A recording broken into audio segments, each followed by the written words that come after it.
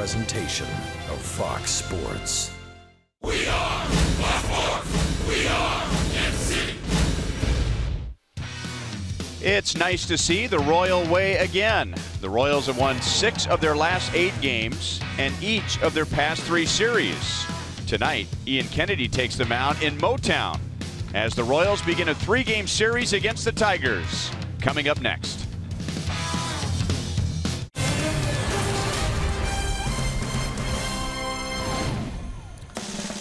Royals baseball from downtown Detroit. And the team ahead of the Royals in the standings is the Tigers. And 3 coming up with Detroit with Ian Kennedy on the mound tonight. Royals baseball is presented by Academy Sports and Outdoors.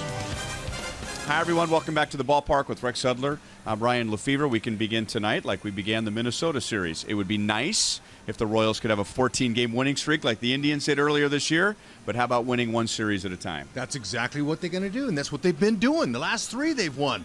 Unbelievable, Rhino, but you use 2 words that I love. The Royal way. That's 3 words. The Royal way.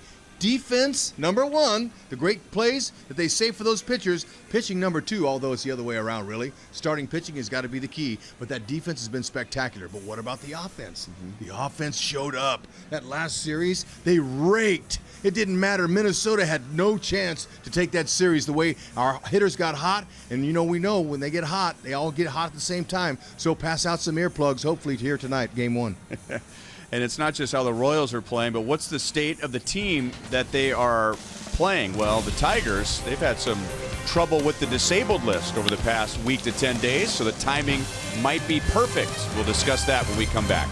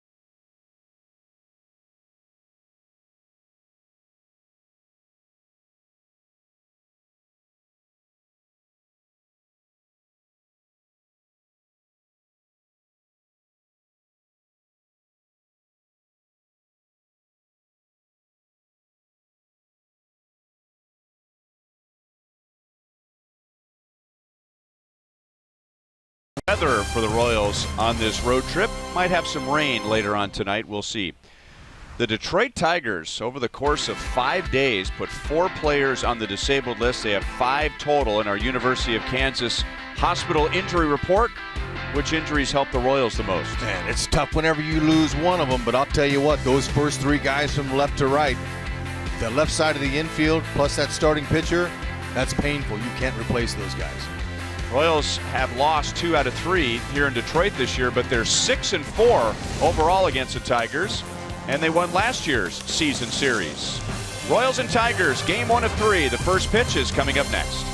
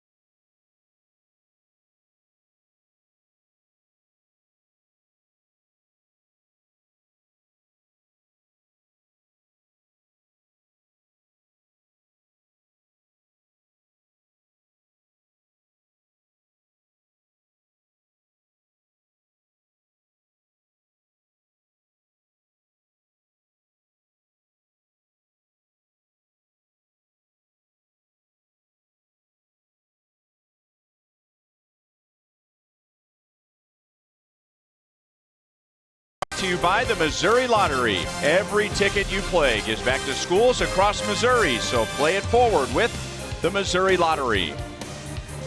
By Menards, save big money at Menards on all your home improvement needs. And by your Midwest Ford dealers, visit your MidwestFordDealers.com. We had a threat for rain late this afternoon. The tarp was on the field when we arrived. No on-field batting practice and a chance for rain later tonight, but we will start on time.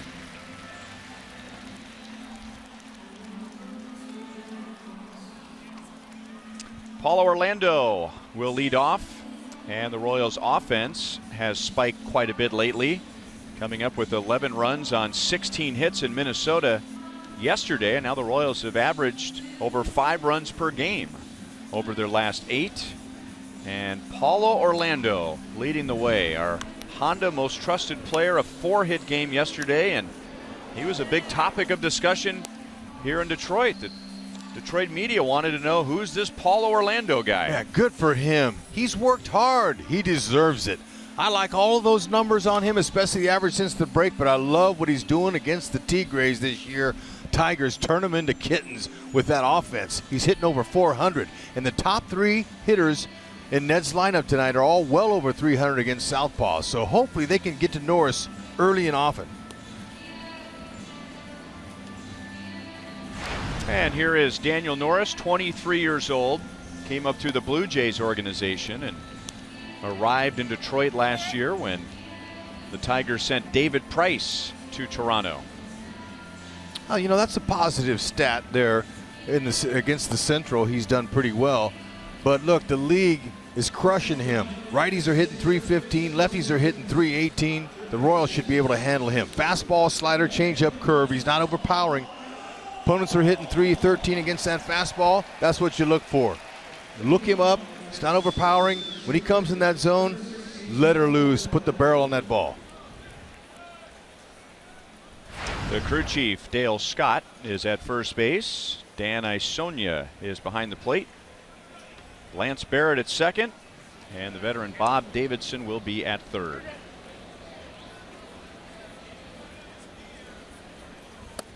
Paulo Orlando takes inside. He had 8 hits in the 3-game Minnesota series and drove in 4. Came up a double shy of hitting for the cycle yesterday.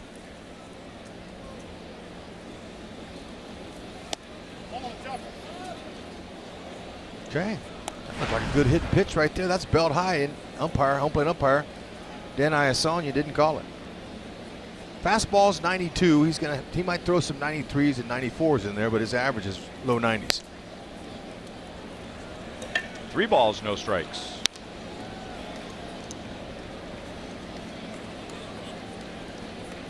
And Daniel Norris looking a bit frustrated. 3 pitches into the game.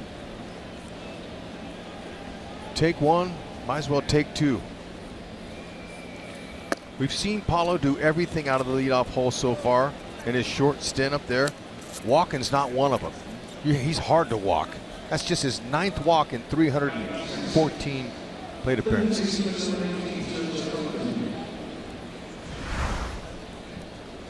Set that table up and wear that defense out.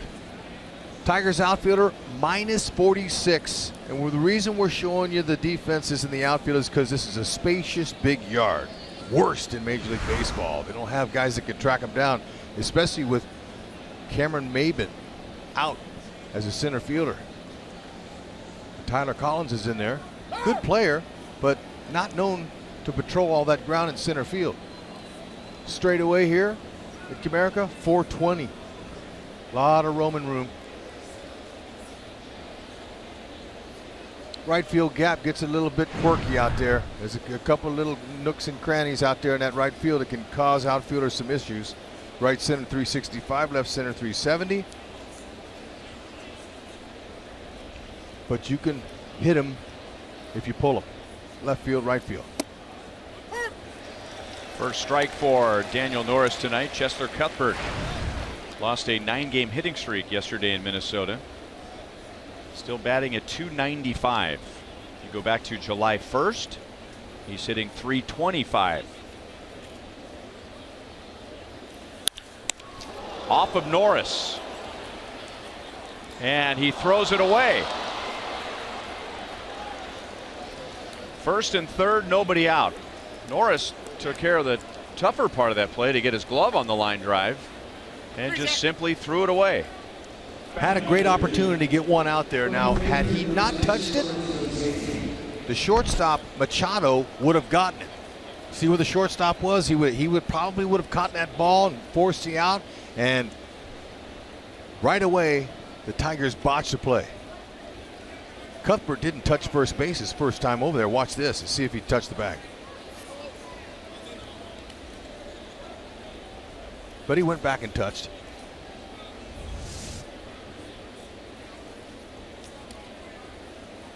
They're going to call that a base hit for Cuthbert, and then an error on Norris, allowing Orlando to go to third. So first and third, nobody out. Remember Minnesota yesterday, they committed 4 errors in the Royals' victory, and there were at least 3 other misplays. If the official score hadn't been so worn out yesterday, he could have given Minnesota 6 or 7 errors. I'm telling you, he was pretty gracious. Wouldn't you know it? I don't know if that's enough for Paulo. Maybe they send him. No, you can't send him. It's too shallow. Okay, there's one missed opportunity. They've got to capitalize. Get this run home no matter what it takes. Remember, it was Kane yesterday who picked up Chester Cuthbert with the sacrifice fly, and now the Royals need to pick up Kane. Yep, and Hosmer is the right man to do it. A lot easier when there's less than 2 outs to get that runner home from third. You have the sacrifice fly, you have a little contact in the infield, although don't want to hit it up the middle on the ground at one of those shortstops or second baseman. They'll roll a pair on you here and get you out of the inning. Haas needs to look up in the zone, get one airborne. Batting at .274. He was just 2 out of 14 in the Minnesota series. Got to get that run home. Okay, that's 2 hitters in a row, first pitch curves. Hitters, they're going to go back to the dugout and tell those guys, hey, look for the hanger. Those aren't just curveballs that are down on the ankles. Those are hangers. Those are balls you could change the score in one swing on.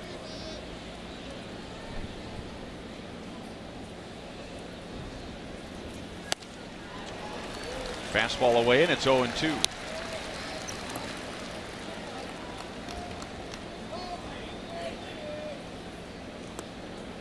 Norris was the Blue Jays' second-round pick in 2011 and was considered their #1 pitching prospect when he was traded to the Tigers last year. Drilled center field deep, and Collins runs it down. So the Royals get the run. Paulo Orlando comes down from third, and the Tigers are lucky they got an out. See if Haas goes over to Lorenzo Cain, or Cain comes up to him. Way to pick me up. Yeah, Lorenzo he was one of the first guys to give him the knuckle bump. Nice job. Got a pitch elevated. So far, early in this game, Norris is elevated. He's up. You can hurt him. Especially look for first pitch curveballs.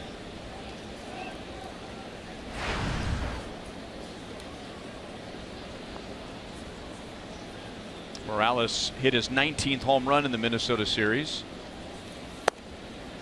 Fastball for a strike.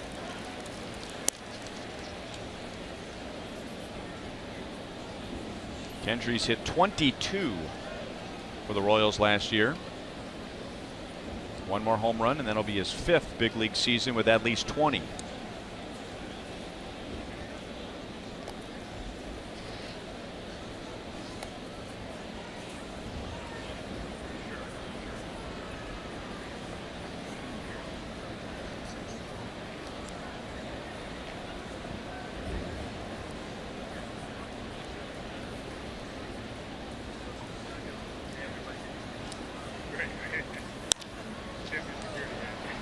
Oh, and 2.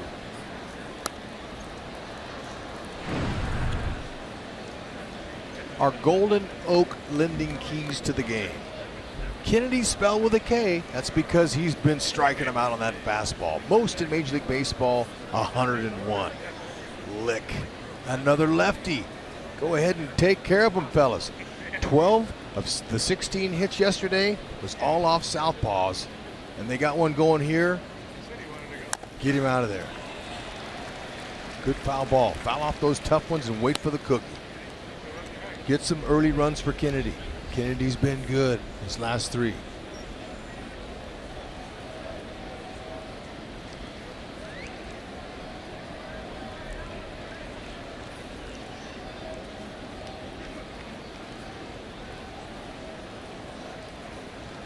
Oh, and 2 with Cuthbert at first base. Haven't seen a good move yet.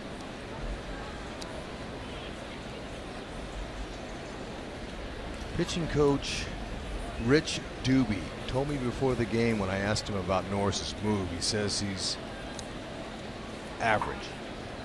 And I had to argue with him. I said, look, any lefty that's looking at you, Rich, they got a good move. They're looking at you right there. Right-handers, you know, they're not looking at you. They're looking through their peripheral over their shoulder. He says, nah, he doesn't have that special wow move. But he does take some time. He has a leg kick. He's not sliding. So the Royals might could take a look at that and see if they can rip him off if they can get on earlier. He stays in. That pitch was almost over his head. Another long run for Collins, and he will track it down in right center. Paulo Orlando yesterday opened the game with a triple and scored. Tonight, it's a 4-pitch walk. Hosmer's sac fly gets him to the plate, and Ian Kennedy has a 1-0 lead.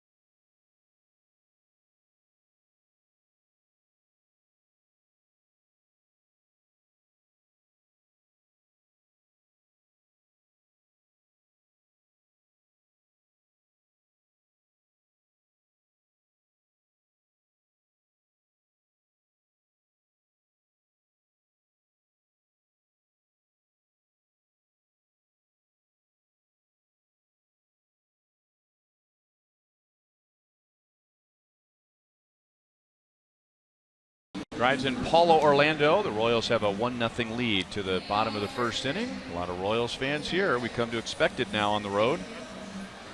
Ian Kinsler, second in the league in runs scored, 8th in hits, 3rd in multi-hit games, and always seems at his best against the Royals. He will lead off.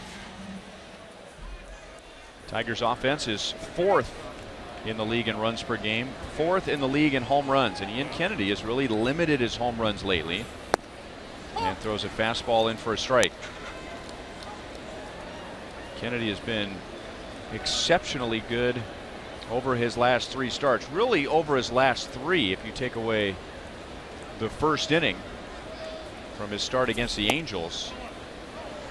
1 ball, 1 strike. He gave up 4 runs in the first inning against the Angels on July 25th. He was scoreless the rest of the way, and now in his last 3 his ERA is under 1. Ooh. Good breaking ball. 1 ball, 2 strikes. He needs to bring that in on Kinsler. Normally Kennedy's fastball. The first 25 pitches are all heaters, but he's smart here. Kinsler's worn him out. He's 7 for 12 with a homer, hitting .583 off of it. Be careful with this guy. And you mentioned it, Ryan. Kennedy has only let the ball out of the yard 1 time now in his last 3 starts.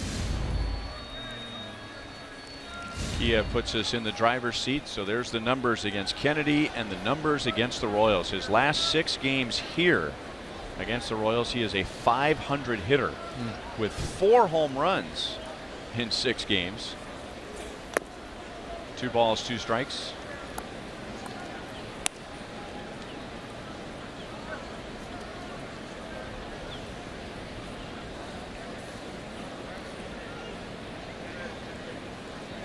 Kennedy is making his 3rd start of the season against the Tigers. Easy play for Lorenzo Cain. 1 down. All right, we showed you their outfield, and there wasn't a whole lot to brag about, having the worst run saved in the league, or in all of baseball, excuse me. So let us brag about the Royals outfield. Why not? +41 defense, best in Major League Baseball. It's because they have athleticism. They got skills. They're not afraid of any walls. They want to help their pitcher make those outs.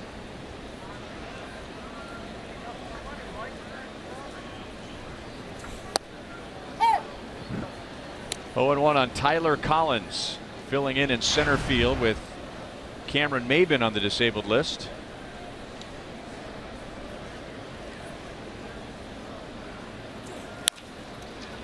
Mondesi to the hole, and there are 2 down. If you weren't with us very early on at the top of the broadcast, the Tigers are without one of their best starting pitchers. They are without their 3rd baseman, their shortstop, and their center fielder, all on the disabled list, and all in the last 10 days. Yeah, that's a big ouch. But you know, managers, they can't panic because the game's played every day, and it doesn't wait on anyone. This game will move on. You better have some depth to fill in. And they're pretty confident with some of their guys that are in there. Strike to Miguel Cabrera.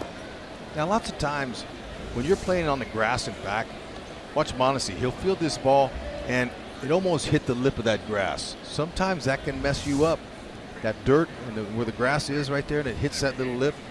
It'll take a bad hop, but he did a good job of staying with it. And for the most part, outside of Mondesi's first play as a major leaguer, that ball that was hit off of his chest and made an error, he's made all the routine plays. He looks good. It's what you want out of your middle infielders. 2-1 on Cabrera, who hopes to hit a milestone in this series. His next RBI will be his 1,000th RBI as a Tiger.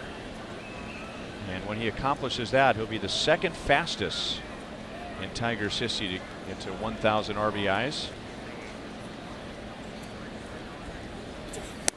Good spot. Outside, 3 balls, 1 strike. Only Hank Greenberg will have achieved 1,000 RBIs in a Tiger uniform quicker than Miguel Cabrera. Look at that. There's Hank. They got some cool statues.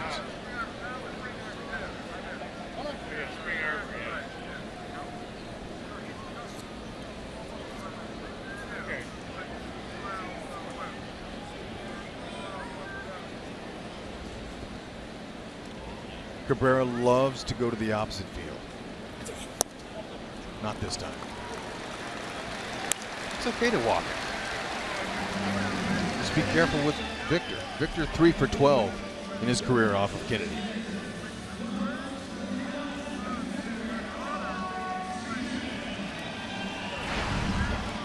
It's been a good bounce back year for Victor Martinez. He had the worst year of his big league career last season. A lot of that had to do with some persistent knee pain.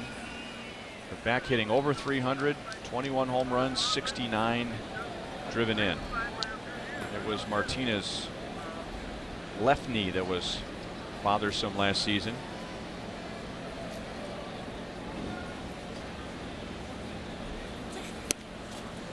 Fastball for strike one.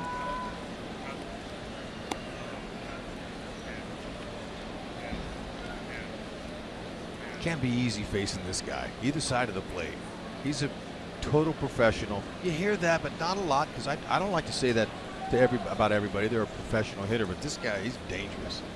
One of the best switch hitters in our game. Right to Escobar. He'll go to the bag and force out Cabrera. And that ends the inning. Kennedy gets around the 2-out walk. The Royals lead 1-0.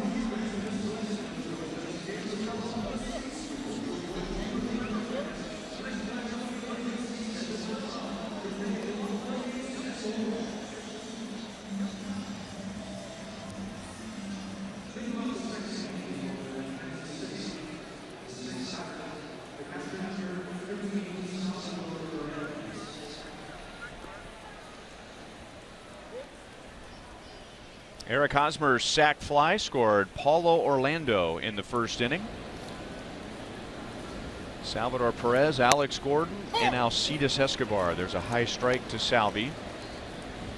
Minnesota did a pretty good job of holding him down, all things considered, and how dangerous Salvador Perez is at Target Field. He had 3 RBIs in the Royals' 2-1 series. Out on a ground ball to short. And there's one away. That's Dixon Machado at shortstop with Jose Iglesias out. Nice looking shortstop. What Omar Vizquel tells me, says he likes him. He's a young player that listens. A lot of young guys are so excited and they're out there and they don't really absorb what you're telling them. But he said that he has very good listening ability. Alex Gordon takes a strike. Alex has a 5-game hitting streak. Back-to-back 2-hit games, Saturday and Sunday in Minnesota. 1 ball, 1 strike. Interesting what Joel had to say in one of his reports during the Minnesota series about Alex, that Alex has just conceded the fact that no matter what happens over the next 6 weeks, it's just not a good year. On one hand, you could say, well, he's just stating the obvious, but on the other hand, I wonder if that doesn't support the theory that for most of the season he was trying to play catch up and was trying to do too much. You hit it right on the head. It's exactly what it was. When a player, now Alex has had some good contracts before this, but when you sign a contract like that, now you got to be a Triple Crown winner. It doesn't always work. He's having to make that adjustment. But since Joel did that report, was about 5 days ago, and look what he's doing. He's got a 5-game hitting streak going on.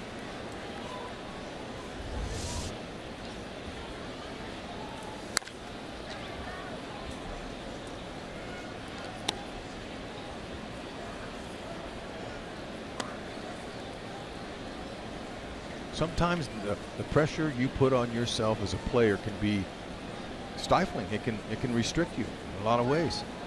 And then when you get when you fail, then you're like, oh man, I got to do more. It just compounds. Got to make up for the games. Right. So a hitter goes 0 for 4, 0 for 4, back-to-back games. Okay, so for me to make this a good series, I need to get 3 hits tonight, and it just doesn't work that way. Some guys can do that, but more times than not, that thinking backfires. But I like Joel, what he told Joe in his comeback. Look, I'm going to do what I can to help the team win. Like get on base. Milk the pitch count. That was a good plate appearance. 36th walk. Now only Hosmer has 38. 2 more. That leads the team in walks.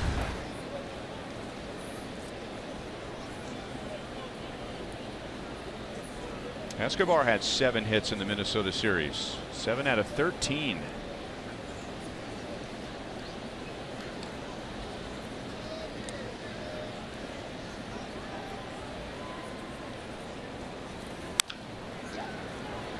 Machado to Kinsler. Double play. Oh, I don't know. I think he might have beat that. Yeah, Ned's saying, whoa, whoa, whoa, we have the best video coordinator, replay coordinator in the league. What do you call him? Connoisseur of replay. Yes, Bill Duplessis. So they're consulting with the connoisseur right now, and I believe that Ned's right. Good hustle, Esky. Looks safe there. If we're going by the ball has to hit the back of the glove, and the Royals will challenge.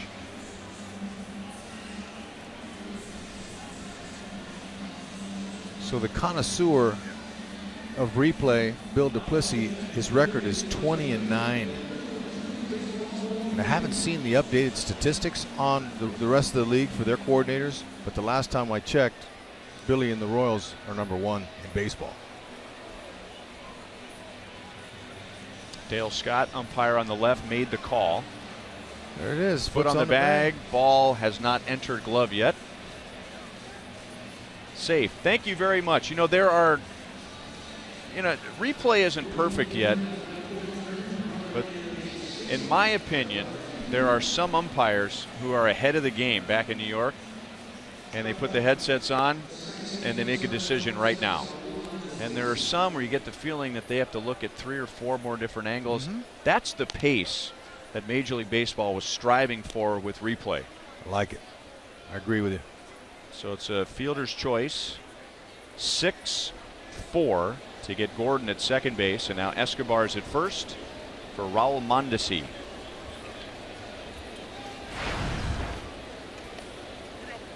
One out of 7 in the Minnesota series.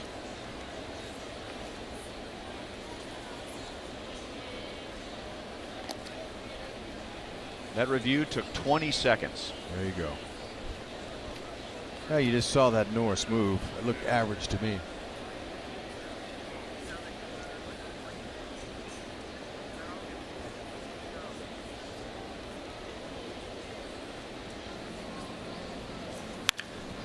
That is belted to left field, but right at Justin Upton. Mondesi got a pitch up and lines out to left field. So the Royals strand Escobar at first base, 1-0 KC. Quarter of an inch under that, he had his first homer.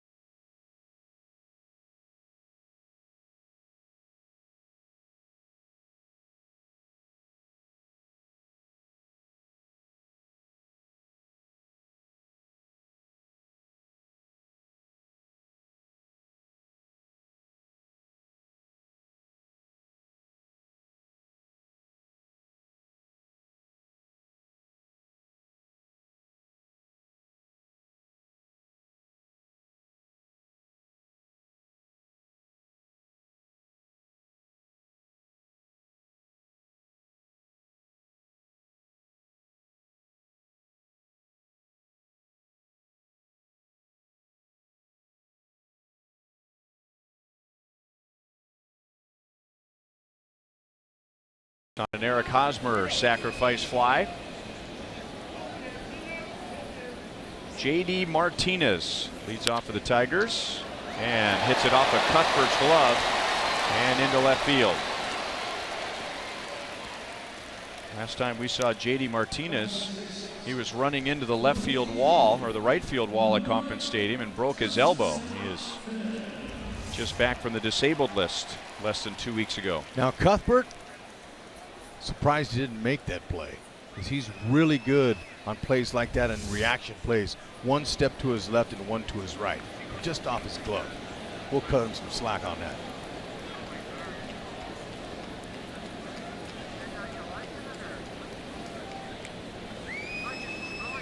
Justin Upton down and away for ball one.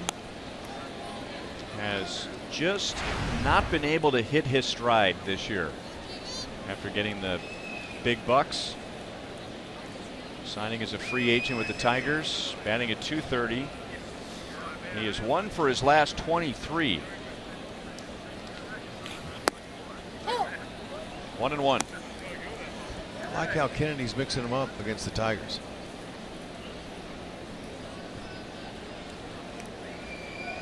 Last start against the White Sox, he was using mainly fastballs early in the count. I mean, and early in the innings, first few innings. 2-1.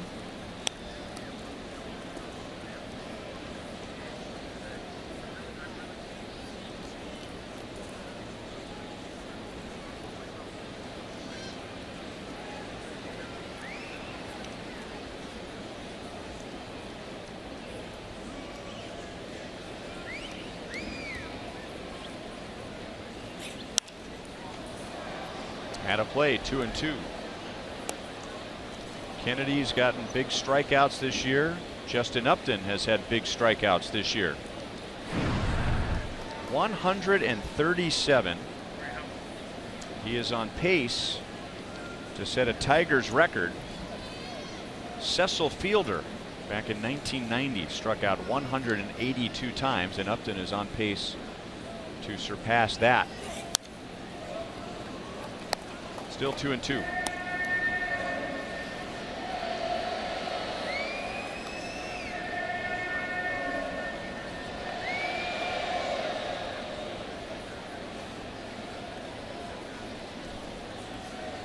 Upton 3 for 11 with 1 homer against Kennedy.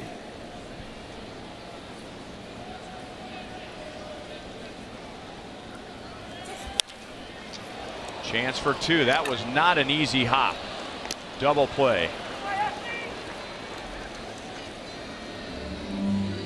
Very nice. Kennedy, a fly ball pitcher, doesn't induce many ground ball double plays. He'll take it. That's his 6th he's induced. Great hands.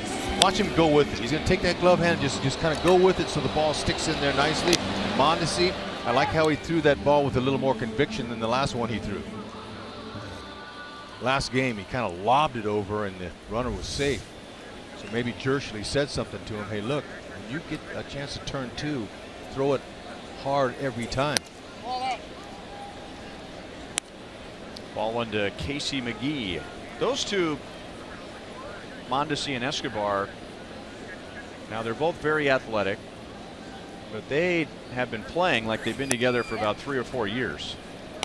There hasn't been one awkward play with the two of them. In fact, there have been some plays they've made that would seem almost impossible for two guys who are, just a few weeks into playing with one another. At this level up here, but they've both been turning 2 in spring training for the last 3 years, so that helps a lot. They've gotten to know each other.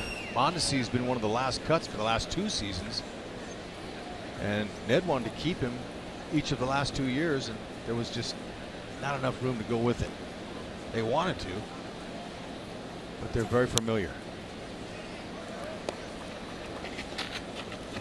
McGee covering at third base with Nick Castellanos on the disabled list. Castellanos hit by a pitch and out with a broken hand.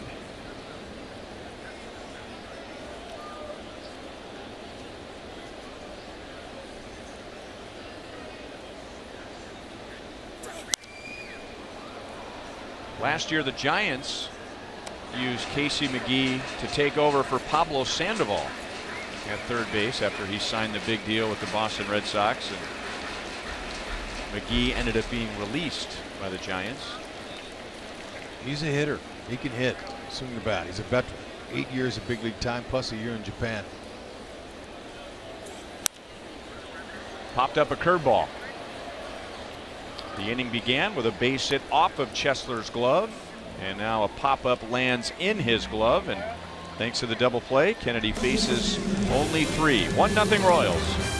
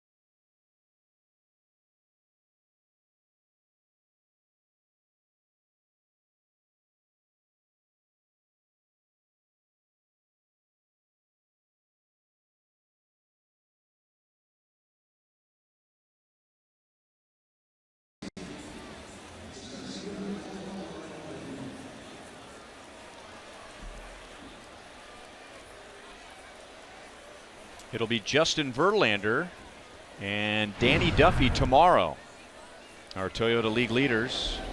And since the All-Star break, only the Rays have had a better team ERA than the Tigers. And when the Royals scored in the first inning, that ended a streak of 21 consecutive scoreless innings for Tigers pitching. They struck out, or they shut out rather, the Rangers yesterday and Saturday. So Verlander and Duffy tomorrow. Fouled away by Paulo Orlando, 0-2. Paulo opened the game with a 4-pitch walk and scored on an Eric Hosmer sacrifice fly.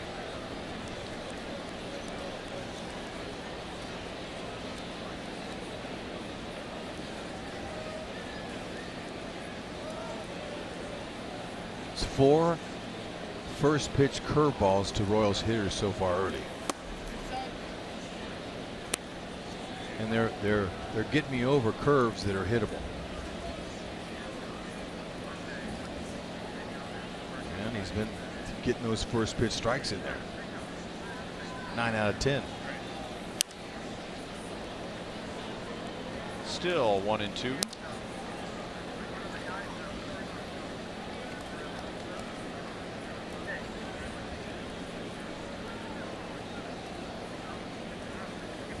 Dad tried to catch it and has the sting of the foul ball, but son has the souvenir. Down and in, 2-2. This is taking one for the team. Ouch. Oh, there you go. Way to secure it. Yeah. And then his hands felt like he grabbed a handful of bees. He said that hurt. Collins from center into right center. Nice running play. Paulo Orlando hits it hard again. And there is one down.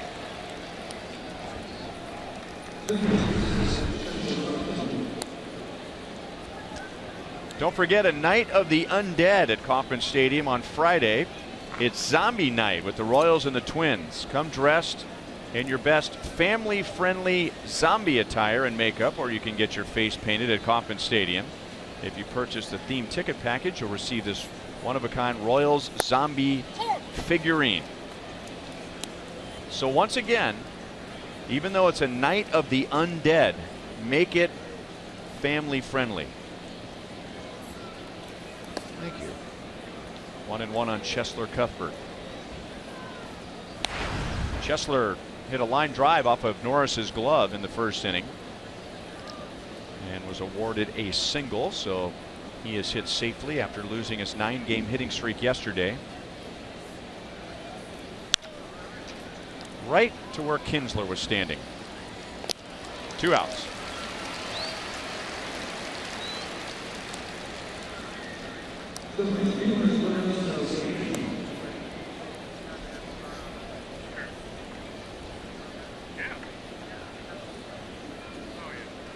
Daniel Norris, man, you talk about injuries. This past offseason, he had treatments for thyroid cancer, and he's fine. Began the season on the disabled list this year with a lower back strain. That caused him to miss a month. And then on the disabled list again with a lower back strain, as Kane singles the center with 2 down.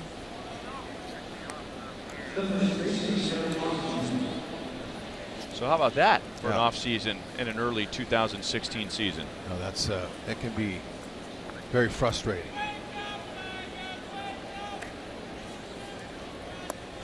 Very interesting story, Daniel Norris. Hosmer lined out to center field for a sacrifice fly in the first inning.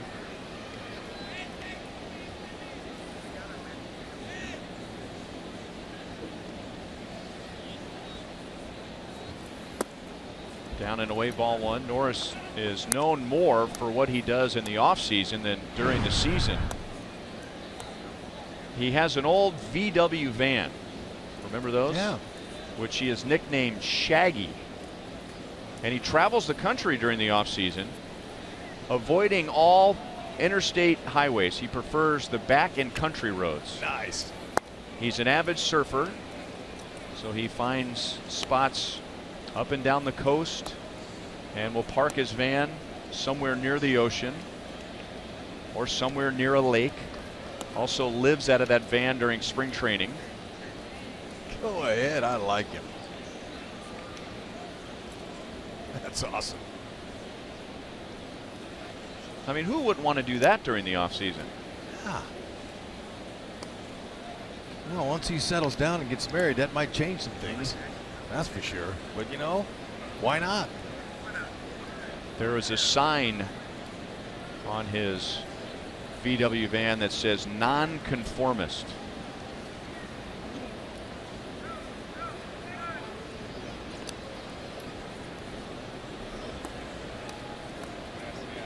He says it's a result of his parents taking Daniel and his siblings on a lot of nature trips, a lot of outdoor trips. So he took a liking to it. He's single. He's a big leaguer. He's making some money. So he's going to do what he wants to do during the offseason. Good for him. Maybe he could upgrade that Shaggy mobile. I would imagine that the Shaggy mobile is probably decked out a little better than one that you might find in a used car lot. Or a minor leaguer might have. Right.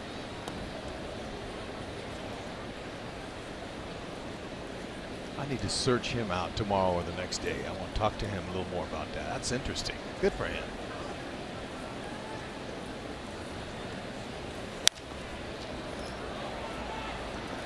Long run for Upton. To the line, across the line, and that's backing out of play. Here we go, Hud. No. Not quite.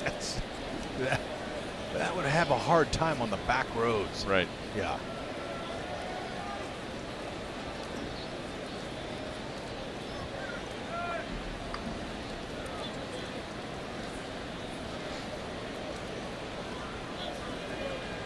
Did I just see Hosmer back to his 2-strike approach on that 2-1 pitch there on the foul ball? I mean, just picking up his foot, Yeah. just going on his No, toe. he's probably going to go back to 2-strike right here, but Yeah. It's that right foot. Just goes up on his toe. It keeps his weight back and without the leg kick. Yeah. a little toe tap. You know, if you watch highlights nightly, like they're on all season long, you see highlights. You watch hitters; they're all different. But a lot of guys with power don't load up them hips. You don't have to. It's just a comfort thing. This is a 2-1 pitch, Hud. So he had that same non-stride when he hit the sac fly in the first inning. So he's still experimenting with what to do with that front foot. Norris gets him with a pitch down and away, and that ends the inning. So Kane is stranded at first base. To the bottom of the third, the Royals lead 1-0.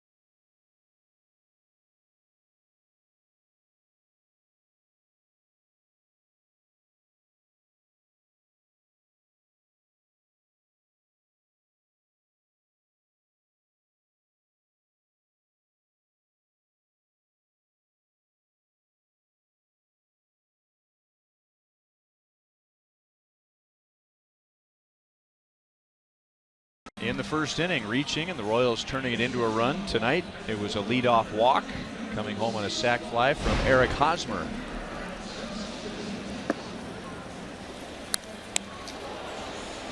Your thoughts? All right, look, hey, they made something happen out of it. Haas picked him up there. Now Kane popped it up after they had a runner at third with less than 2. But look at, there it was. No big leg kick. He stayed with that approach, and look what it got. It got him a run. First inning. Taking advantage of the opponent's miscue early. Another signature of the Royals offense. James McCann takes ball 1. Not having much of a season offensively, but he is the only catcher in the major leagues that has thrown out a higher percentage of runners this year than Salvador Perez. So right there on your screen, the 2 best in the major leagues. Salvador Perez has thrown out 47% of would-be base stealers. James McCann exactly 50%.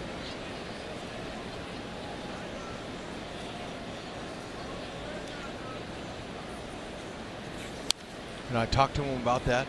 You know what he says? My pitchers get the ball home quickly to me. Wouldn't take credit. Gave it to the pitching staff. This guy's very humble. There's Michael Fulmer, who threw his first major league shutout yesterday against the Rangers. What a good thing the Royals missed him.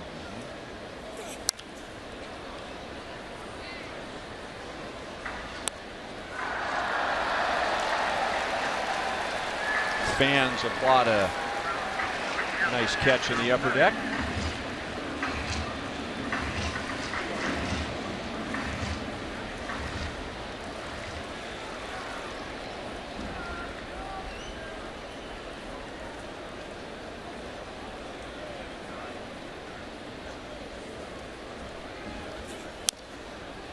Still 1-2.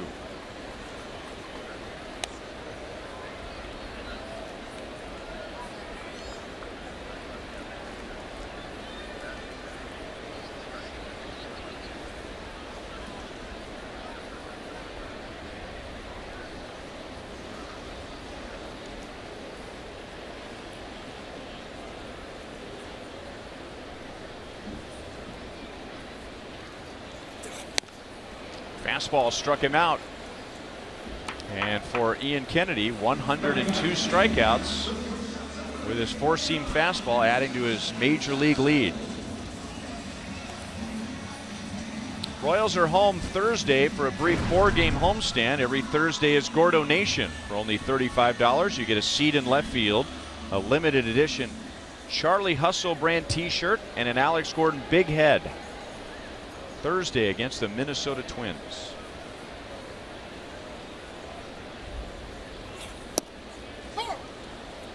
Strike 2. Dixon Machado playing at shortstop.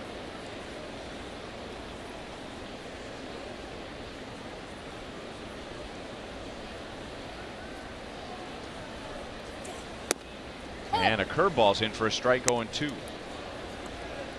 Omar Vizquel was telling me before the game about this young man, Dixon Machado. And he was talking about his aptitude and how strong he is mentally. And I said, well, what about his skills? Does he have any skills? He says, yep. He's got everything it takes. But until you can get up here and perform up here at this level, you got a lot of work. You got your work cut out for you.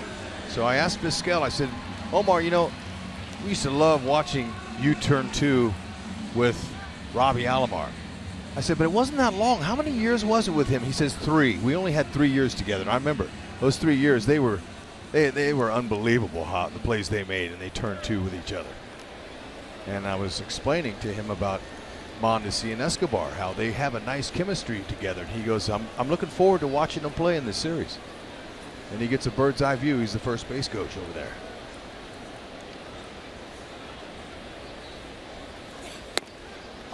Strike to Kinsler. It can be both a blessing and intimidating if you're a young major league infielder and your infield coach is Omar Vizquel, right, who won 11 Gold Gloves And now he's the guy out there helping you work on your defense. He's the guy watching you make plays. It's intimidating for Alcides Escobar to have his hero. I mean, every time Escobar throws to first base in this series, the guy standing behind his target is the guy that he had posters of when he was growing up. Paulo Orlando to the track and makes a play to end the inning. Ian Kennedy has 3 scoreless innings tonight. 1-0 Royals.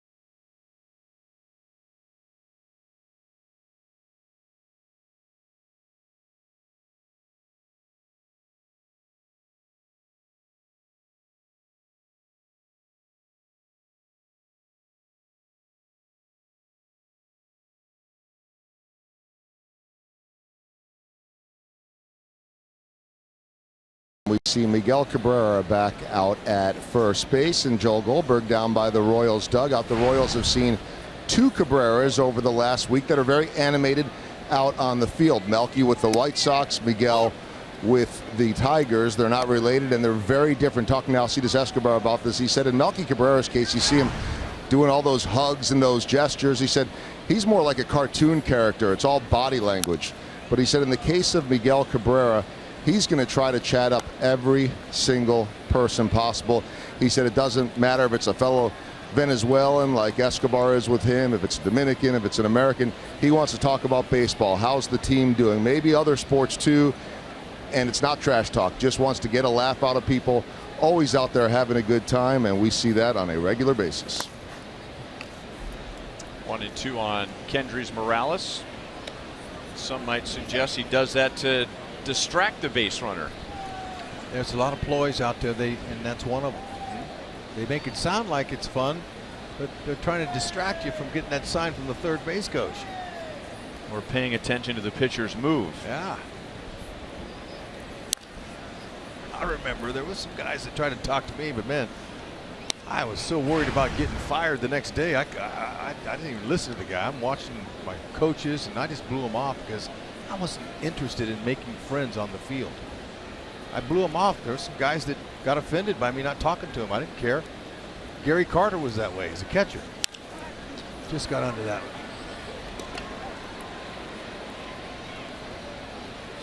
Kinsler out to make the play. Kendrys Morales is 0 for 2.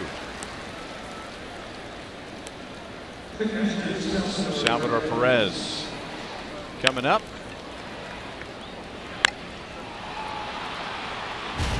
Our Kubota power stats for tonight. Taking a look at some of his home runs against the Tigers. 3 this year.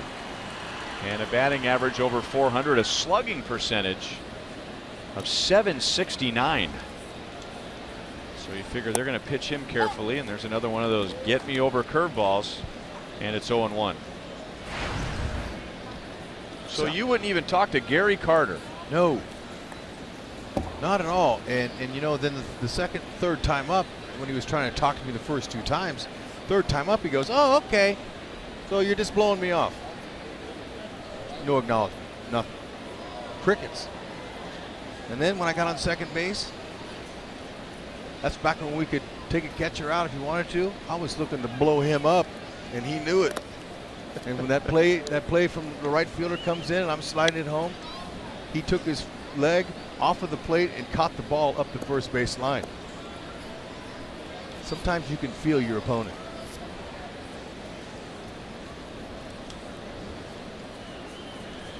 You're a bad man, Rex Hudler. Between the lines, I was. I had him. Oh. Still had time. Second time that Salvi's grounded out to Machado. Well, obviously he didn't. Machado didn't know the speed of the runner, but he certainly panicked, and when he picked that ball up and he just flung it over there. Watch this now. Okay, that happens sometimes. You'll panic. Now he gets it. Look at that. He had a lot more time and he threw it off balance, but thankfully it was accurate on a 1-hop.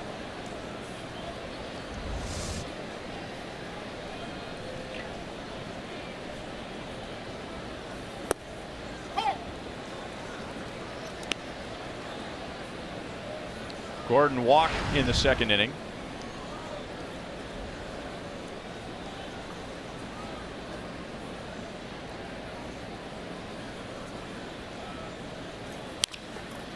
Up the middle and into center field. That makes it a 6-game hitting streak for Alex Gordon. And he's on for the second time. Nice. That's where he wants to stay, up the middle. Fastball's up. He stayed on top. Didn't get under it. Pop it up. Another time, first baseman gets pulled off the bag. It's Will Clark. Pulls off the bag, makes the tag on me. I come running hard through, and I kind of threw my elbow and knocked him out of the way. My guy got on first base the next time, and he goes, "You better put a chin strap on your helmet next time you come through here." Are you sure you only collided with his arm? No, I gave him a good shot. Okay. But he's a Southern boy that played hardball. He liked it. Told me to put a chin strap on my helmet. And that's how he talked. He had a little high voice. I loved it. I said, "It's on." Well, Gary Carter was a nice man. He was. Love him. 2 balls, no strikes. And loved him off the field. We were friends.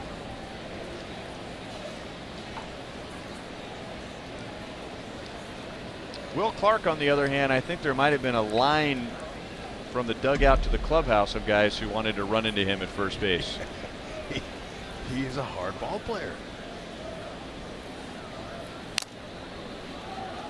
2-1 on Escobar. Sure had a beautiful left-handed swing, though, when he was with the Giants. I mean, he had a nice long career, but when he was with the Giants, he was young and he was new in the league, and he was the poster boy for the Giants.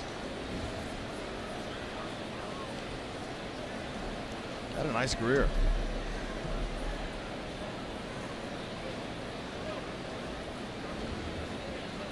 Gosh, I was just looking it up. Gary Carter's been gone 4 years already.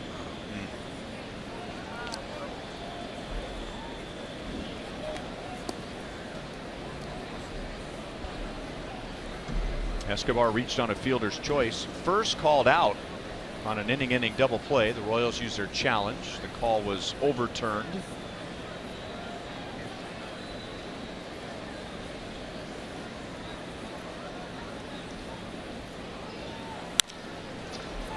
That is down for a hit. Gordon will go to third, and the Royals have runners at the corners with 2 down.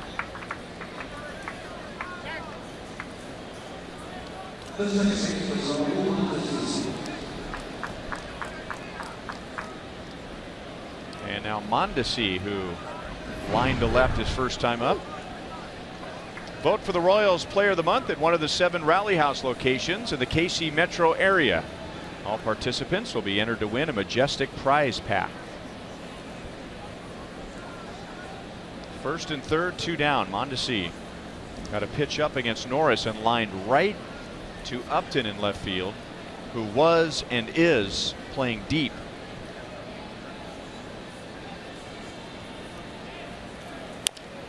Curveball back to Norris. So maybe Mondesi saw all those first pitch curveballs, but the one that Mondesi went after was down and out of the strike zone. Yeah, wasn't the right one. Maybe.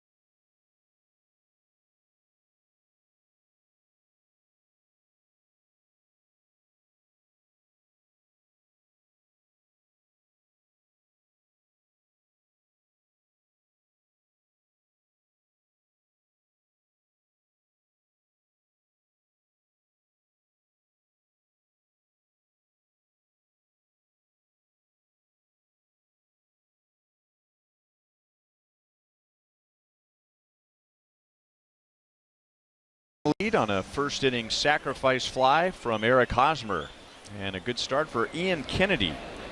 3 scoreless innings, and now Kennedy has given up 2 earned runs in his last 22 1/3 innings.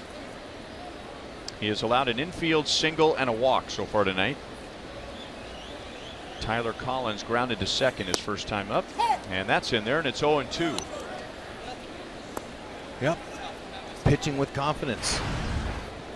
Knows all about that defense, so he's not afraid to pitch up in the strike zone.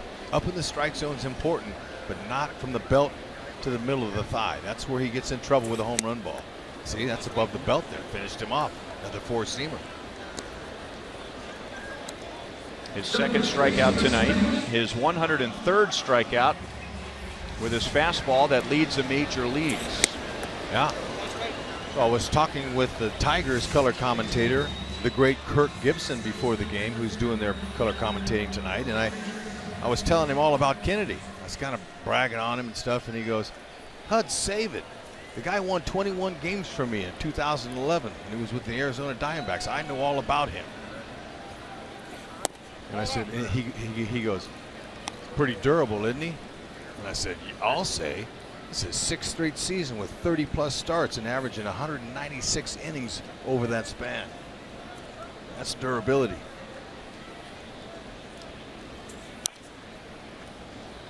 1-1 on Miguel Cabrera.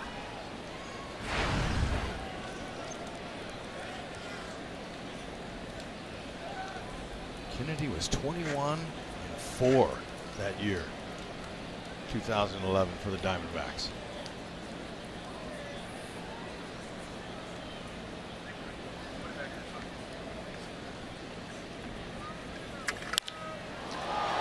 It is a long way to center field, and Orlando makes a play. 2 down, 420 to straightaway center field. So Cabrera has walked and flied to center. And now 2 down. Our sprint trivia question. Kirk Gibson. Name the 4 players all time to hit at least 10 home runs for both the Royals and the Tigers. All right, well, they sometimes try to bait us with visual hints. I'm going to go with him. Okay. Kirk Gibson's got to be one of them.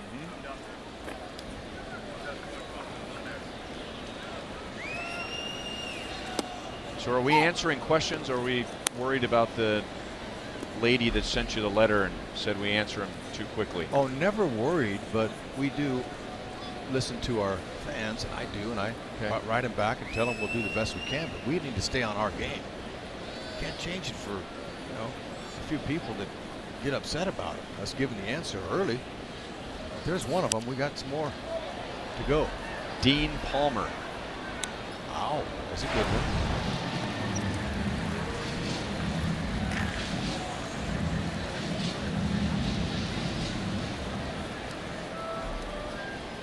Victor Martinez grounded into a force out.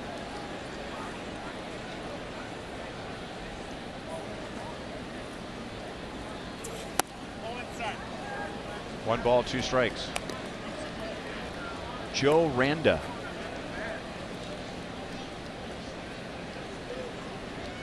We'll see if you get a text from him. He'll give you that answer. He might be watching tonight. He would know.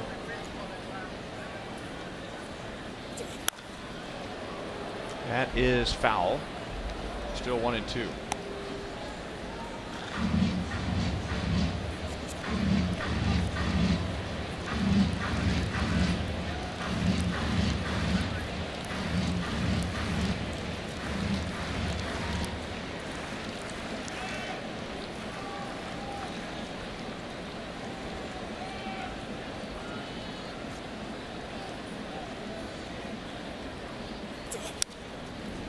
Still 1-2. Fastball up at 94 to Martinez. Kennedy loves pitching here in the K. Big ballparks, especially straightaway center. So he's going to throw that elevated fastball just above the belt, pitching to the ballpark. Saying, okay, get it as far as you can. We've got Paulo out there. Going to catch everything. On cue. A lot of room out there. Yep. Inning over. Kennedy has set down the last 8 Tigers.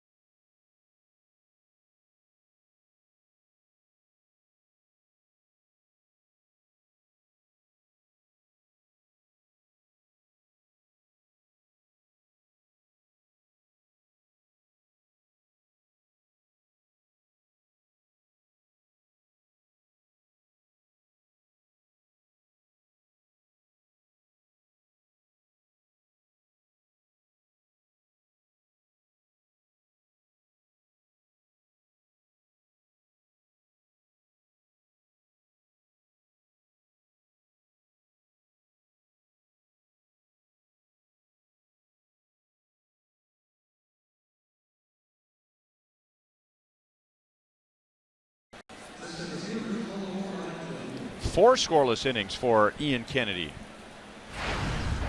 So 1 hit tonight, 1 walk, and now he's allowed just 2 earned runs in his last 23 1/3 innings. That's the first bit of good news for the Royals. The second one is that is not Miguel Cabrera. That is Jared Saltalamacchia at first base. And there's a line drive caught at third by McGee. Second hard hit out for Paulo Orlando. Our boys in the truck went back and looked at Miguel Cabrera's last at bat when he flied out to center field in the 4th inning.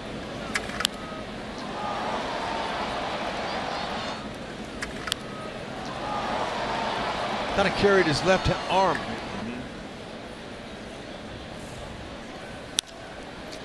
Chesler Cuthbert to the gap, and that will roll deep. And Chesler Cuthbert is 2 out of 3. 19th double. Way to hit the spot out there. Goes a little bit further to the wall. That's triples territory there. Good swing. Took that pitch on the outer half and just went with it.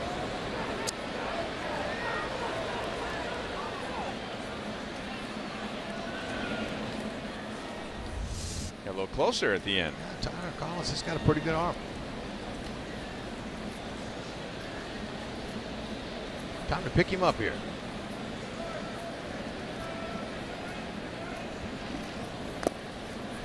Blocked by McCann. Lorenzo has the best average against lefties on the team. 365. 3 out of his 8 homers against the Southpaws.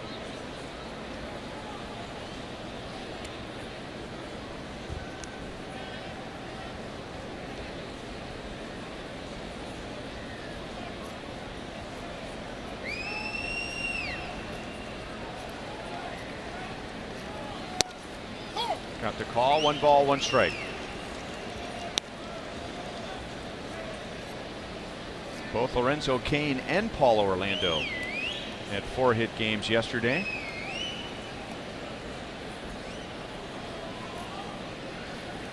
Just the 3rd time in Royals history that 2 outfielders each had 4 hits in 1 game.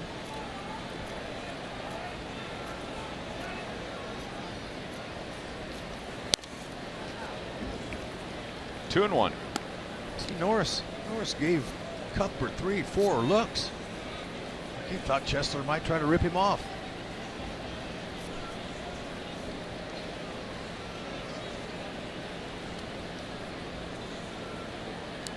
Chesler's got 1 steal. I think he's in good enough position there to be knocked in. 3 and 1. Hosmer's on deck. Well, let him think that he's going to run. Take some of that concentration off the hitter. Better believe it. It's 2 heaters in a row that were up and off the mark. Low can be looking to drive here. He's looking for a cookie.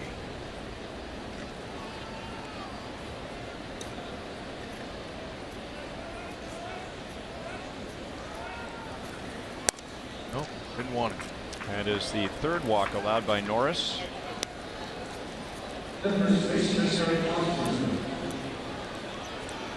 So maybe he lost some concentration focusing on Cuthbert, or maybe he pitched Cain carefully with an open base and Eric Hosmer coming up. Hosmer lined to deep center field in the 1st inning, got a sacrifice fly, and then Norris struck him out in the 3rd. I'm thinking that was it, the latter. He probably looked over there, saw Haas sitting there, and he goes, you know, I could probably get him to ground into a double play with a curveball down and away. See what Haas does with that front foot. Well, they're starting to swing at that first pitch curveball. Yeah. 3rd time through.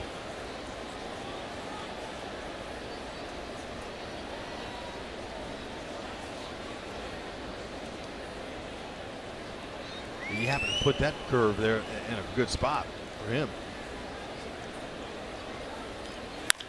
Another breaking ball hit to Saltalamacchia, just into the game, close but out. Norris got there just in front of Hosmer, If that ball is fielded cleanly, there might be a chance for a double play.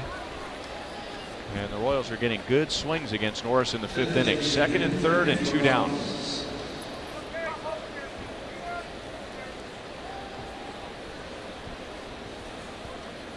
Yeah, that's good. Look, he made Daniel Norris go cover the base on a tough play. Now that was a clank. It's a routine play. Takes the flip. And Norris now had to run over there. It was close. But now you get him breathing heavy a little bit.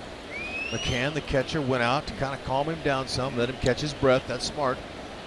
Whenever you get a guy like that, hitter too, or pitcher, breathing heavy, the focus is different. And that's when they make a mistake. Now, 1st, 2nd, 3rd time through. Yikes. Yeah, it's time to get him.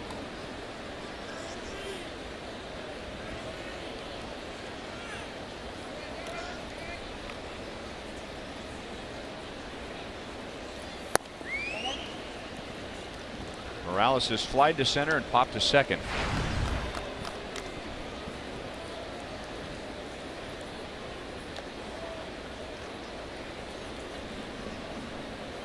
Lousy single would work nicely here. Although Morales has 8 home runs off lefties out of his 19, he's got some pop. 2-0.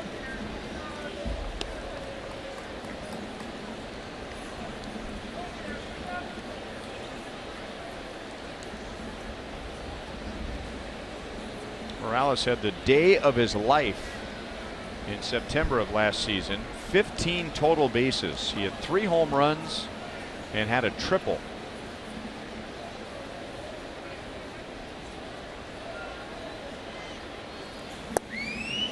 Good take. 2-1. Change up. 2-0 change. Morales didn't want it. Good spot for it. Got fastball grip right there. 4-seamer. Hitter sees that. Now does he change it in his glove or not? That's why they watch that glove for any kind of movement to see if he's going to go to another grip. Grounded and a diving play by Kinsler. Of course it's Kinsler. If he's not getting a big hit, he's making a big play on defense. 3 years ago, the Texas Rangers wanted to make him a first baseman. Wow. He's really good. Saved 2 runs.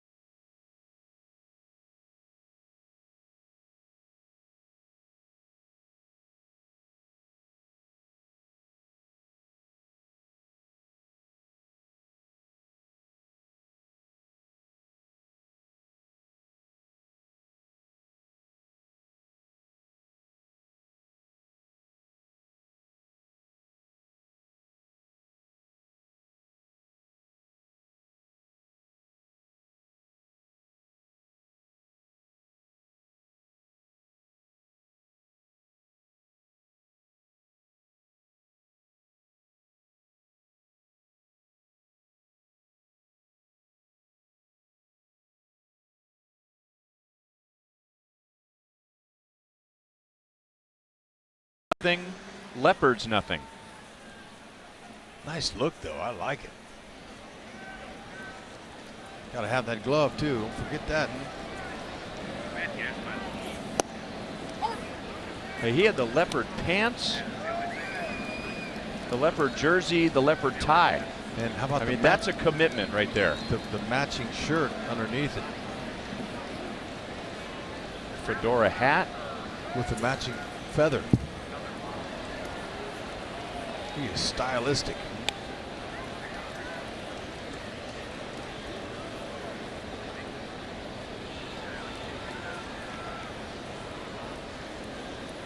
JD Martinez singled leading off the second inning, and now he leads off the fifth. A little bit high, 2 balls, 1 strike. Tigers have only had 2 base runners in the first 4 innings against Kennedy. Ian has set down the last 8. JD Martinez, since coming back from the disabled list, when he went on with a broken elbow, came to the track and then back onto the grass. And remember, it seemed pretty harmless at the time. And if anything, he didn't hit it very hard, but right there, broken right elbow. When he went to pick up the ball and throw it in, that's when we knew something was going on there. Ouch, look at that. Just when he got to it, you could see him. He was in pain, but he didn't want to give the hitter an inside the Parker. He went and picked it up and just kind of lobbed it in.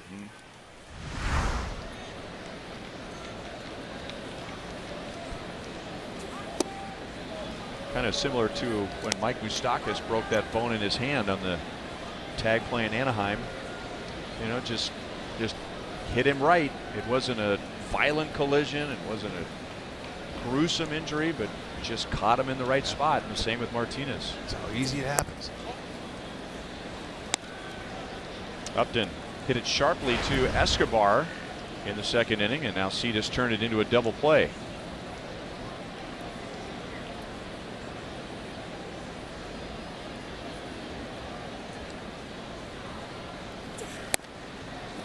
Fastball by him, 1 ball, 2 strikes. All set up with a nice curveball before it. He was tardy on that late.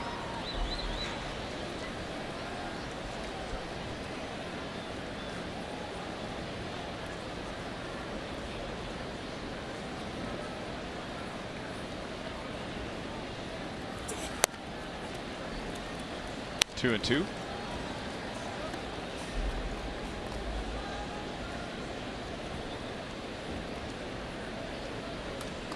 Speaking of Kirk Gibson a couple of innings ago, managing the Diamondbacks, he had both of these guys on his team, Kennedy and Upton.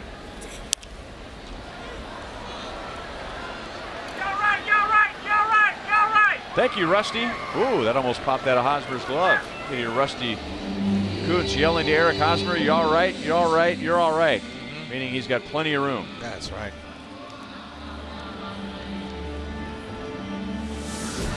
Here's our greater coverage of baseball, brought to you by T-Mobile. The longest losing streak in the long tenure of Mike Scioscia, 10 games in a row. Jose Ramirez will get some votes for Indians Player of the Year from their local media. He has stepped up big with Michael Brantley out, and now Brantley's done for the year with another shoulder surgery. And the Seattle Mariners passed over the Houston Astros. They're in second place in the West, 5.5 back of the Rangers. Over the mound, over the bag. Odyssey got a glove on it, but he realized there was no play. And McGee is on with a 2-out infield single after Kennedy set down 10 in a row. Yep, ball was hit just perfectly. In that last minute, the ball hopped up on Mondesi. And it's too tough to make it now. You know, the last time the Angels lost 10 straight was the year before Mike Scioscia got there under Terry Collins, who was the Angel manager. That was me and my first year as a broadcaster, and Fizz was my partner. And they lost 92 games that year. Collins got fired in '99. So did Bill Bavasi, general manager. Tough first year.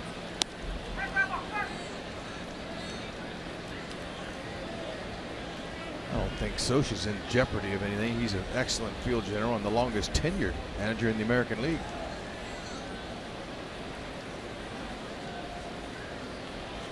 This is his 17th season managing the Angels. That is just unheard of. I mean, Ned Yost is in his 7th season, and there aren't many guys in front of him. You got Mike Scioscia, Joe Girardi. I'm going to say Madden, but he shifted leagues.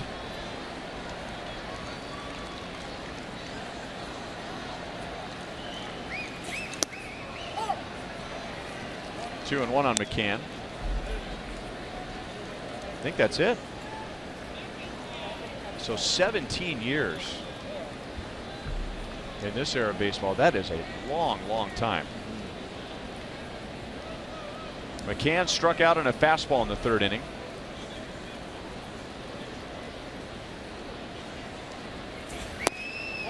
Ooh. 3-1.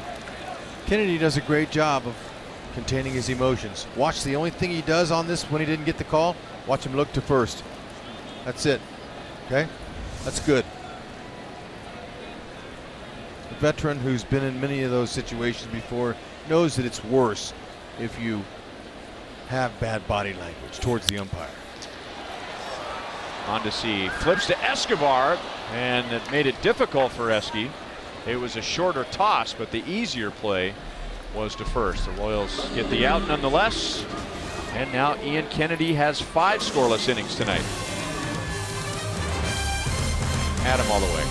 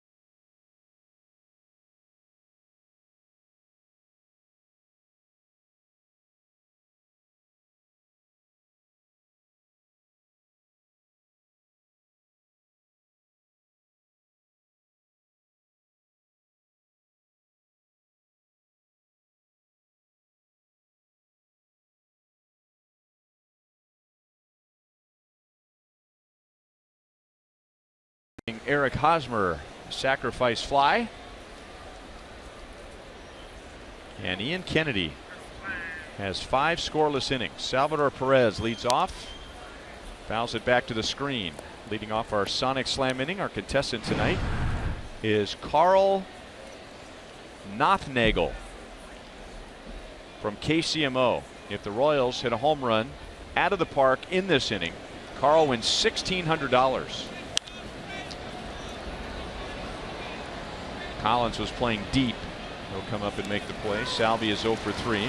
And if the Royals hit a grand slam out of the park, Carl wins $25,000 for Sonic and the Royals.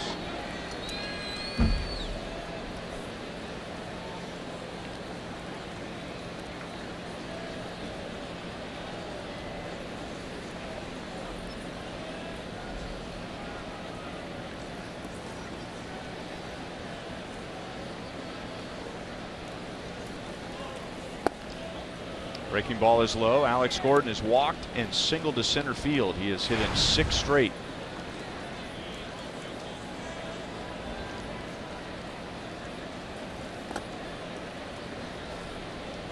Norris is doing a nice job. Now, before this game started, I looked at you and said, you know, we might just get this guy out in the first.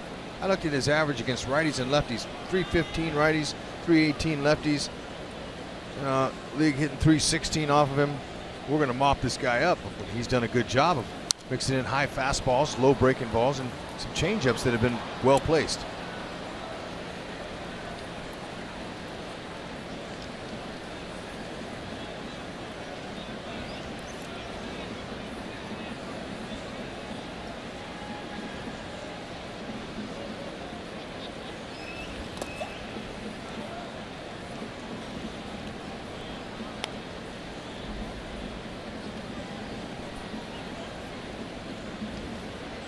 No inning, more than 16 pitches for Norris.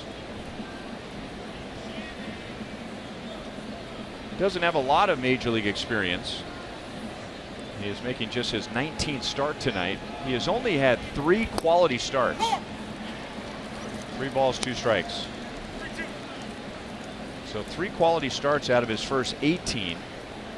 He has completed 6 innings in just 2 of those 18 starts.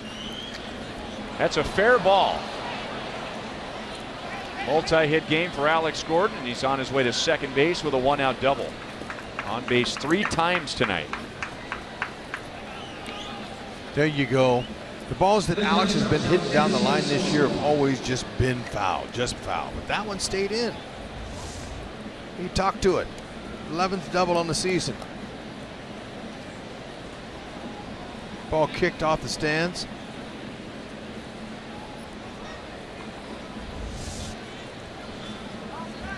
No problem for J.D. Martinez, the outfielder. Now it's time to do what Morales almost did last inning. And if Kinsler don't make that play, the Royals and Kennedy get 2 more runs. That would have been big. See what Esky can do. He lobbed a single out to center field his last time up. Fastball, strike 1.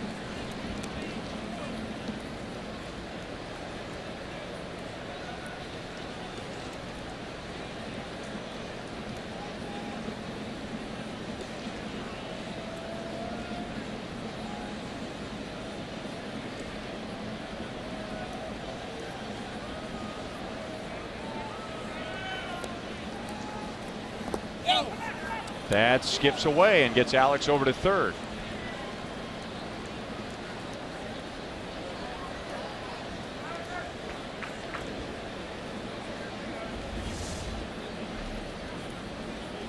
He almost swung. Looked like he checked his swing. All right, now time to get him in. This time of game, close, 1-0. Osmus going to have the infielders in. They're not going to just give the Royals a run on contact. Going to make him earn it. Esky's a little better than the league average. Pretty amazing. The league average is just half the time getting the job done. 1-2.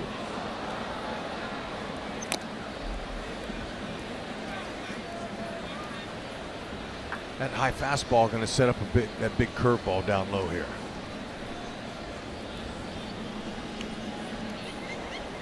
Blaine Hardy, the former Royals farmhand, and Alex Wilson are warming up in the Tiger bullpen. 85 pitches for Norris. They're going to try and jam Escobar. 2 balls, 2 strikes. So it's telling you that Norris only has 3 quality starts in his career. He has gone 6 or more innings twice, none this year. And he's thrown 100 or more pitches only 2 times.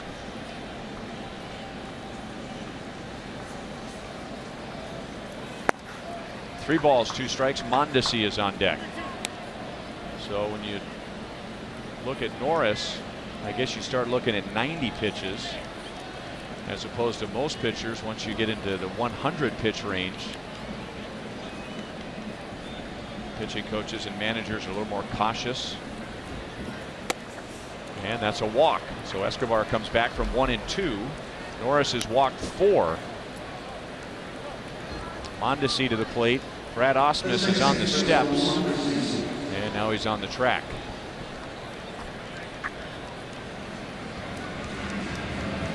I believe he pointed with his left hand. Or did he point with his right? With his right? Okay, yeah. So they want Mondesi to bat left-handed. And it will be Alex Wilson. Chevy called to the bullpen. The Royals have runners at first and third with 1 out.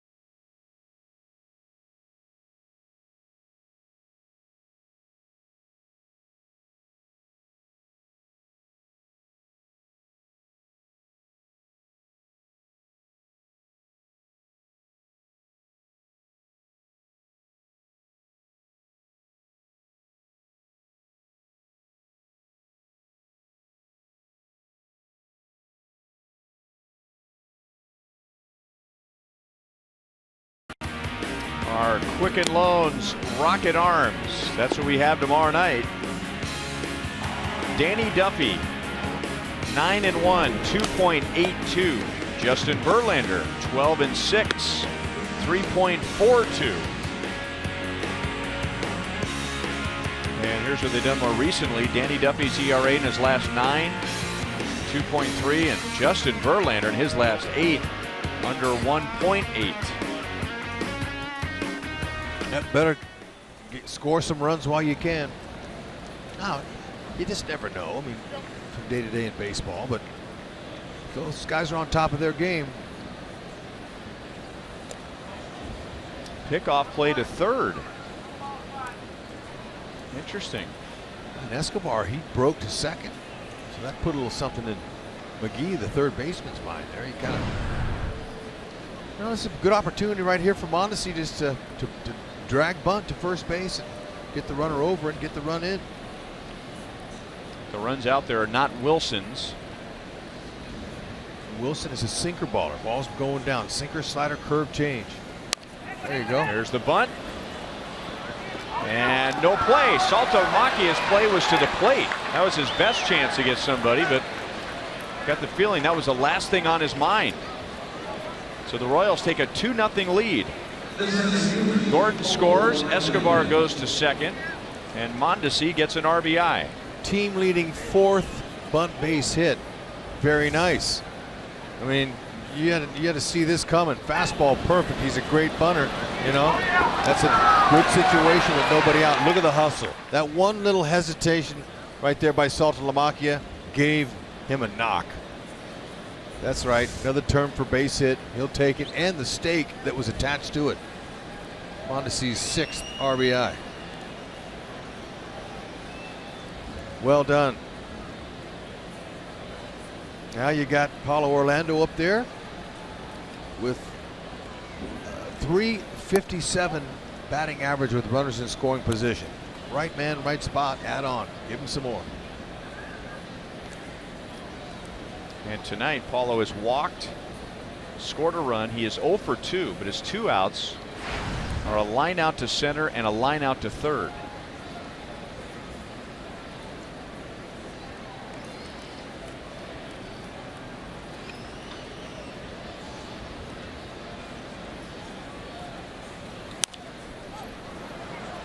Out of play. Now, to me, Hud, I thought Saltalamacchia gave up on home plate too soon. Look at what if he's thinking home right here? Alex is about halfway down the line. Well, he's got no one to throw to at second or at first. That's the problem. He wasn't thinking. Take the play in front of you. You take the play in front of you that you can see. That's the play to make. And then he hesitated and forgot about Mondesi and his speed. And this is the first time they've seen him probably. Did Mondesi play against them after the break? Was he here then? After the All-Star break? Anyway, he didn't know the speed of the runner. Or maybe he was assuming it was a squeeze and that Alex was coming down the line quicker than that.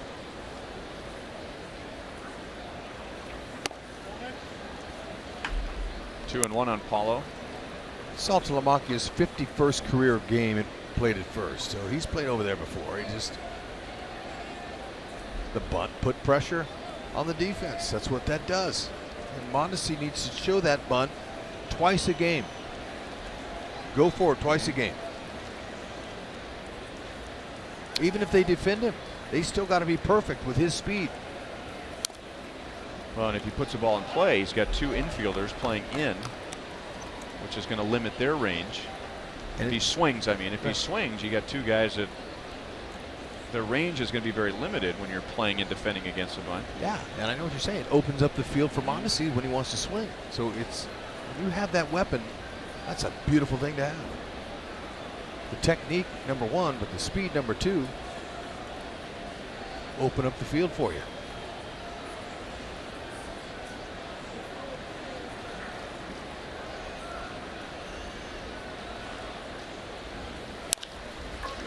To McGee. Out at second. And the Tigers turn to double play. Royals get a run with Alex Gordon's 1-out double. Mondesi's bunt single gets him to the plate. Ian Kennedy has a 2-0 lead.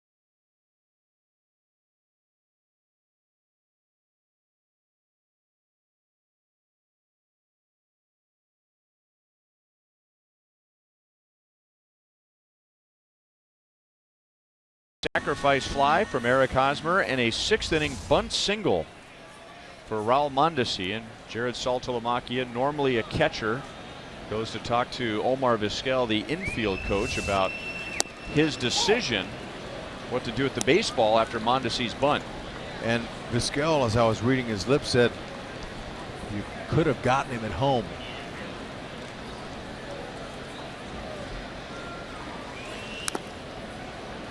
Foul tip, and it's 0-2 on Dixon Machado.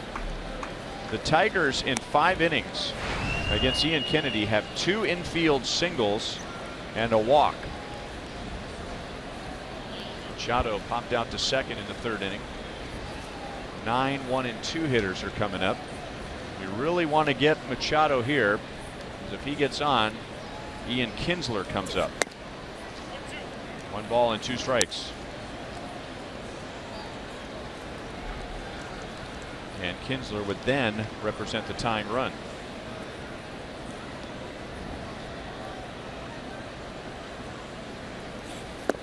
Changeup struck him out. Number 3 for Kennedy.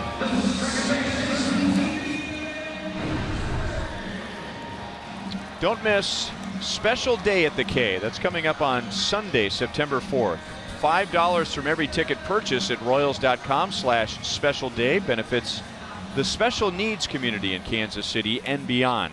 In addition, each ticket includes the opportunity to receive a free Special Day at the K t-shirt. For more information, Royals.com/special day. It is going to be a special day. And if you really want to come early and you get that special day ticket, you come out there at Gate D and we're giving away t-shirts for 700. But if you want to come earlier, you can go out there with Fizz and do yoga on the field if you're really interested. You want to loosen up. And that's special too. Yeah. It's a good fundraiser there, and there also it's a good promotion. 0-2 on Kinsler. And you don't have to be an expert yogi to get out there and do some of those poses we see here when they show that. Don't feel intimidated by some of those. Some lady who can put her leg behind her head. Right, that's advanced.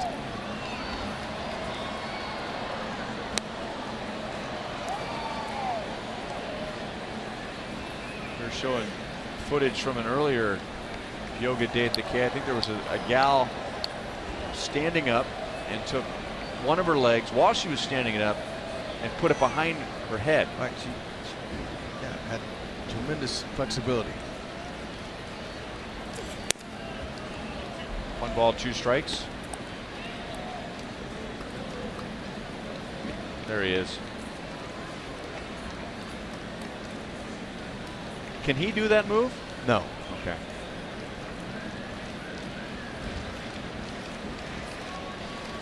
Kinsler is flied to right and flied to deep center. 2 balls, 2 strikes. That hurt Salvi's forearm right there. He took that on the bounce.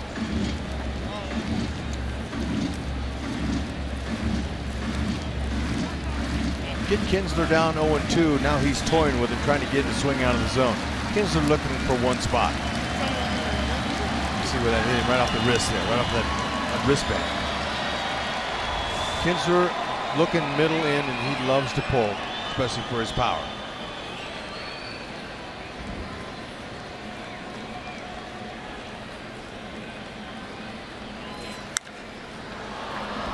Lifted to left center field. Gordon brings it down, 2 away. And we have time for a Premier Mazda game break.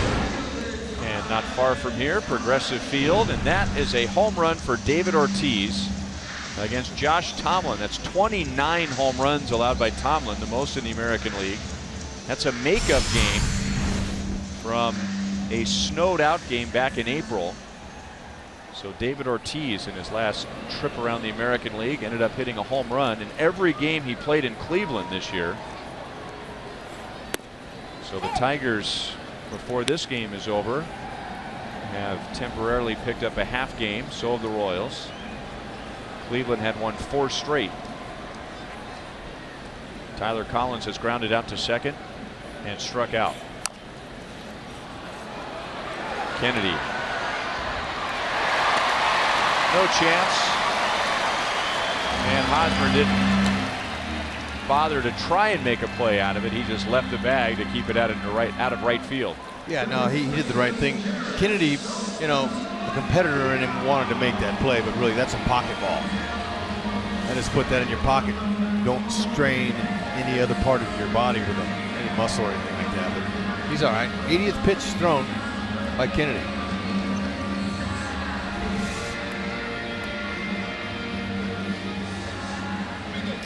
And it's Jared Saltalamacchia, not Miguel Cabrera. And we found out that Miguel Cabrera came out with a strained left biceps after flying out to center field in the 4th inning. Saltalamacchia took over at first base, and now he hits for the first time.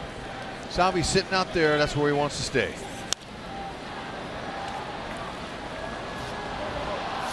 We think on this swing, Cabrera seemed to be favoring his left arm. Yep, left bicep strain. You can tell him he's carrying it. Better that than a rib cage.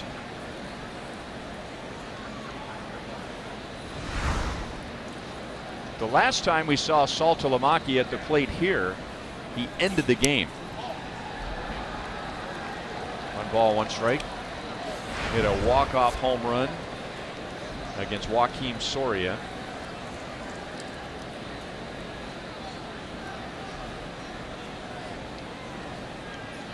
The Royals have been the victim of a walk-off here in Detroit at a very high rate the past 3 years. That's a great pitch. If you go back to the beginning of 2014, the Royals have lost by way of a walk-off 15 times. 7 of those have been here.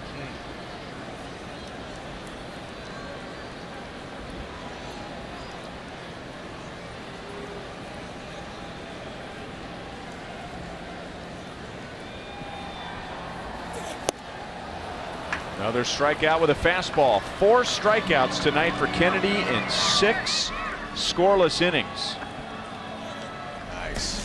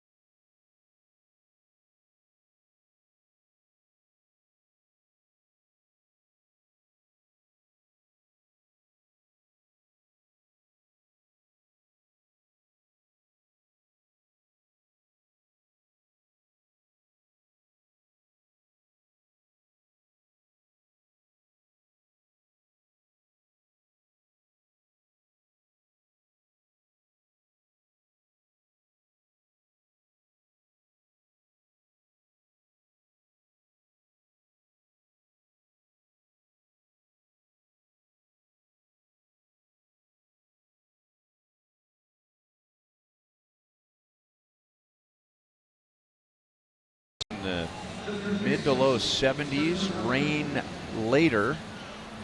2-0 Royals here in Detroit. Panera takes us around the league. We showed you the Boston-Cleveland final. The Yankees lead the Blue Jays 1-0. Oakland is at Texas, bottom of the 4th. Seattle and the Angels later on tonight. Texas has a 5.5 game lead in the West.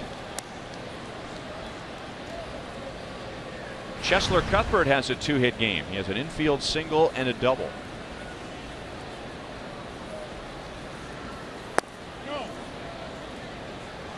1 ball, 1 strike. Alex Wilson has got a 4-seam and 2-seam fastball. One stays straight, one has a little sink to it. Slider, curve change.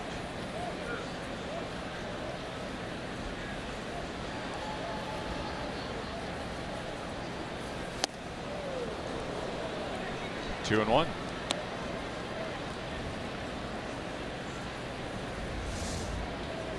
That's a little bit high and tight there.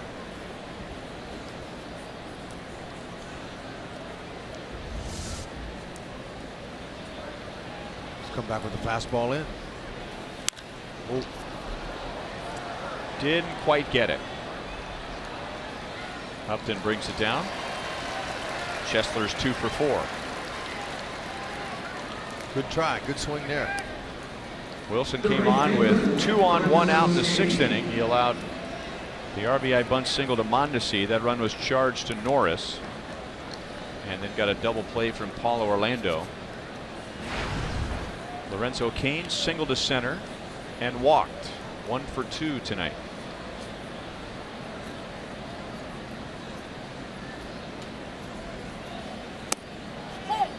No balls, 1 strike.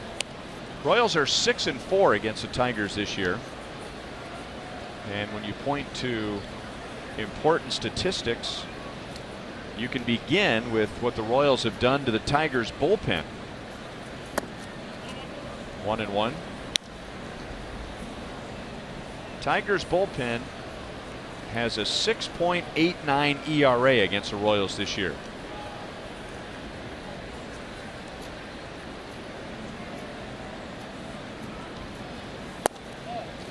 That's low. 2-1. Yep. Look him up.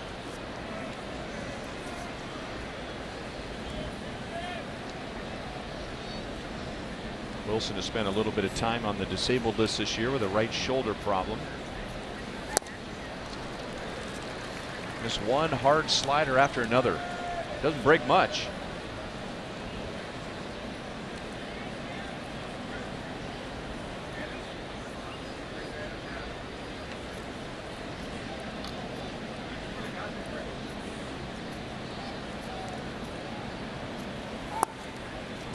Three and two. That slider is such a tough pitch for a hitter. I mean, it looks, it's got a tight rotation, so it looks like a fastball coming in. On the release point, it's hard to pick it up unless you can see the dot. And then it just fades away off the plate, not hittable. That's why it's a good strikeout pitch. But they don't always hit their spots.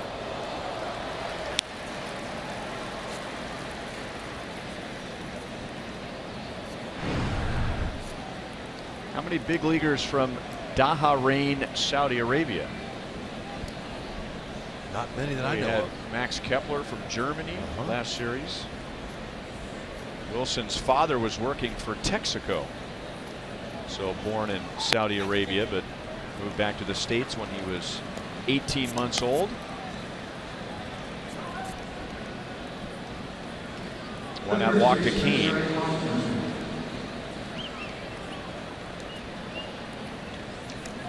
All right, how are we doing? We got Gibson for sure. Named the 4 players all time to hit at least 10 homers for both the Royals and the Tigers. I did a little research myself and I got a hint on one. Pat Sheridan was one of my guesses. Okay. And then Bob Hamler. Okay. The Hammer played for the Tigers for 1 season. I don't know if those are correct or not. And then Gibson. Hosmer pops it up. That's Machado going out from short. And there are 2 down. I threw out Joe Randa, but apparently Randa's season in Detroit, he hit 10 home runs, but one of them was ruled foul. Come on. So it was actually 9. Dean Palmer. Yeah, we had Dean Palmer, okay, so we had it. All right. We had it. Boy, Hud. Pat go, Sheridan, Gibby. I would not have gotten Pat Sheridan. Gibby, can you give us a wave or something? He doesn't know he's on. I told you the story about him showing me around Michigan State. Yes, you did. Okay, that was fun. Yep. In fact, I recall an elderly female waitress filling up water glasses at a restaurant in Minneapolis. Also heard that story about Kirk Gibson showing you around Michigan State. Well, and she heard it whether she wanted to or not. Well, that was the first meeting in 2012, our first luncheon or dinner with all the broadcasters. Right. Yeah, yeah. Bob Davis was there. Everybody was there. Yeah, Denny was even there.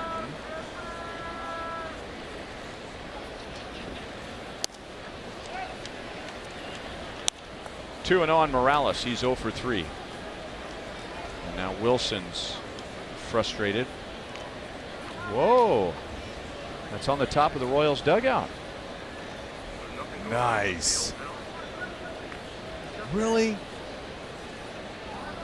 It's Riley Jr. He's a little younger, he looks like.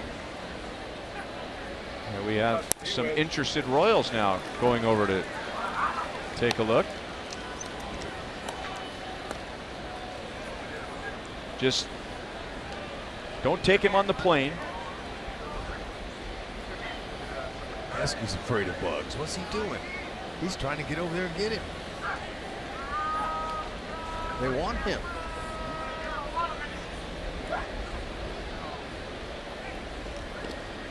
That's a little creepy, isn't it? I like it. Look at him. Yeah. Wow. He's trying to get in the dugout. Yeah, he's a younger model. Now that's either a Michigan praying mantis that is aware of the mantis vibe with the Royals, or that is a Michigan mantis with revenge on his mind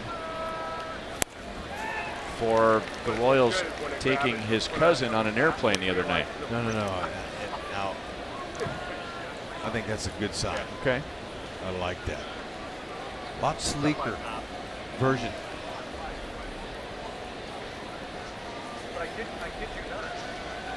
There's not as much barbecue in Detroit as there is in Kansas City. No. But, it could be a female. She's a lot slimmer. The original Raleigh Mantis was of size. Was big, yeah. large. I mean, like when they showed him crawling up Mike Swanson's back, that looked like some kind of creature from the Amazon.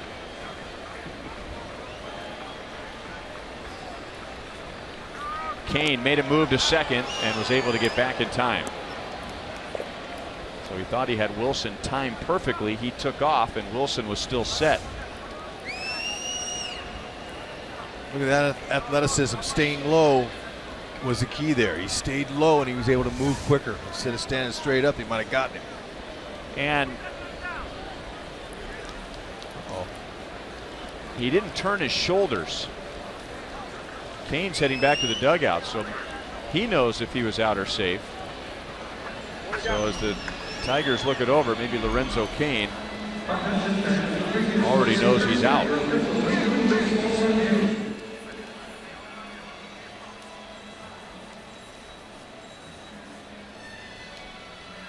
If he turns his shoulders, he's got no chance to get back, but he kept his shoulders square.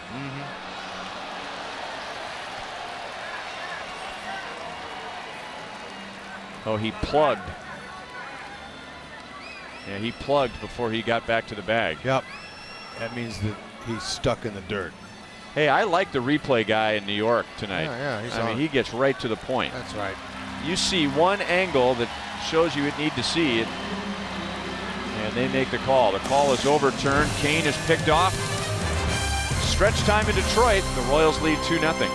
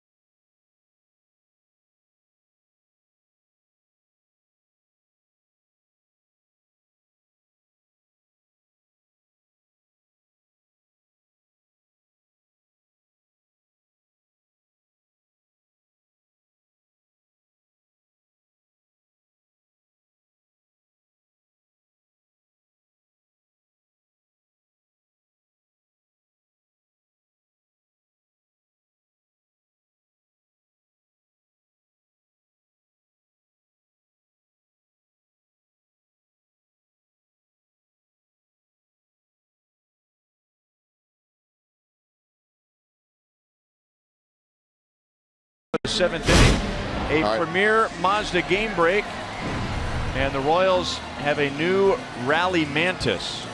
They captured him, and they were excited about it. Watch Esky jump up and down. Look at Escobar. They're thrilled. Now they're messing with Haas. Watch this. Actually, it jumped off the bat and flew onto Hosmer's back. Yeah, there he is. Haas. Yeah, see? Look. I like that.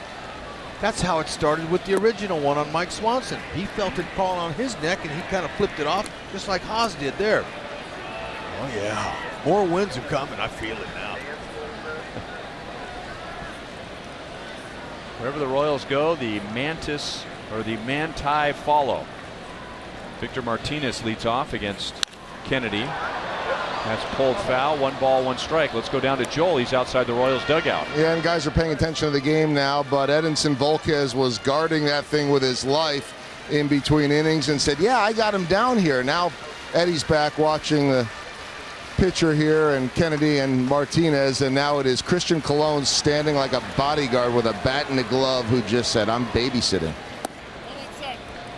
2-1 on Martinez. Well, when Raleigh, the first mantis, had fallen ill in Minneapolis, the Royals tried everything to keep him alive. And I think didn't Volquez get some smelling salts? Was it Volquez who came up with the smelling salts? No, it was, I think Billy Burns had asked for the smelling salts, but I know that I saw Eddie Volquez trying to whistle at it like a dog, seeing if he could revive it. I believe it was also Eddie that called for 911, or at least said he would do so. I don't believe that phone call was actually made. I was in there just a little bit earlier when Billy Burns was nursing it, and I said, how is he? He goes, it's not good. He just rolled over on his back. And so I saw Burns pouring some water in there and putting some tissue in there. They did all they could. Kennedy, stay hot, man. Like what he's doing. And you know the one thing about him that separates him from most other pitchers that we see, he's able to repeat his mechanics. He has flawless mechanics. It's the same every time. And that's one of the reasons why he's so durable. Is that he doesn't hurt himself because he's got great mechanics in his delivery. That's one of the things Kirk Gibson was telling me that he liked about Kennedy. His durability, the ability to repeat your mechanics every time is hard. And a lot of that's muscle memory, but he's got everything going just the way he wants to now.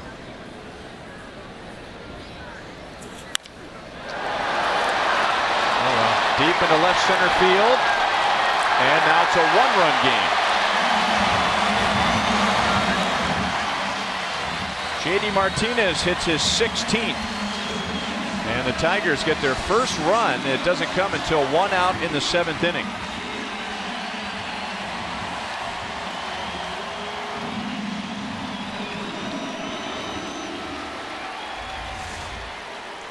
All right, just cruising along there. That's belt high right down the middle of the plate.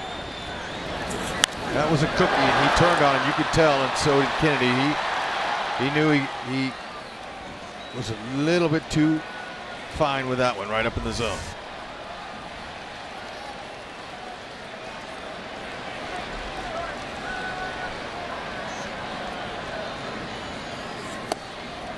Back with a fastball. 0-1 on Upton. He is grounded into a double play and fouled out to first.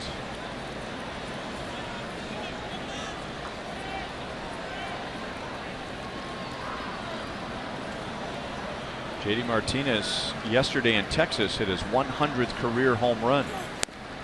He was released by the Houston Astros, who have made some very big and positive personnel decisions in the past few years to become one of the better teams in the league. As Peter Moylan warms up, they released JD Martinez in spring training of 2014. That wasn't a trade. They just released him. Paulo Orlando on the run into right center and closes ground quickly. 2 down.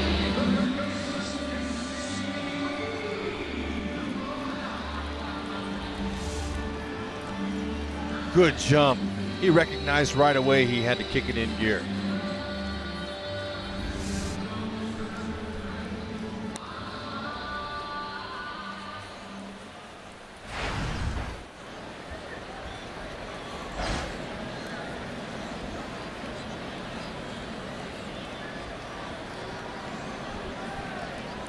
Now Casey McGee, and he lines it to right field. One hop. Hosmer ran to first. If that ball's hit right to Kane, the Royals may have had a shot at first base. So McGee has his second hit. And all of a sudden the Tigers are getting really good swings. Victor Martinez struck out to begin the inning, but JD Martinez homers. Upton lines out to deep right center field, and now McGee singles. And Ned Yost with Kennedy at 95 pitches and the potential go-ahead run at the plate. Ned says that's enough. So another good night for Ian Kennedy. Excellent night. He was fantastic. Tigers are an excellent hitting ball club. So Peter Moylan to face James McCann in a Chevy call to the bullpen.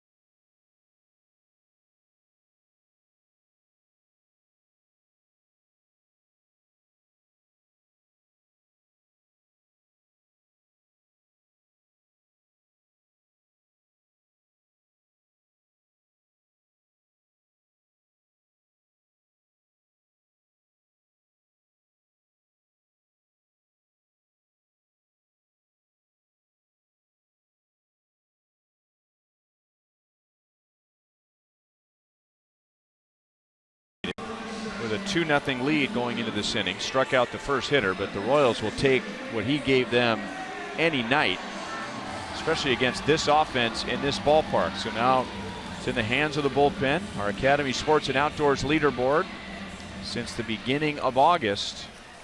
The Royals bullpen has been very good. The Royals bullpen had some trouble in July, and a lot of their league leading numbers fell to second, third, and fourth in the league, but back on track this month.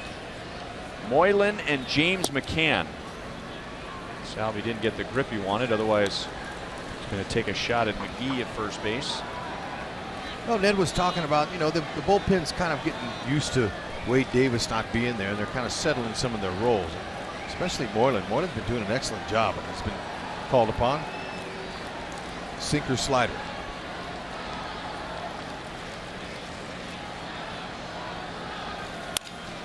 Grounded deep short. Escobar. He had it. He went into a jump throw and he lost the grip.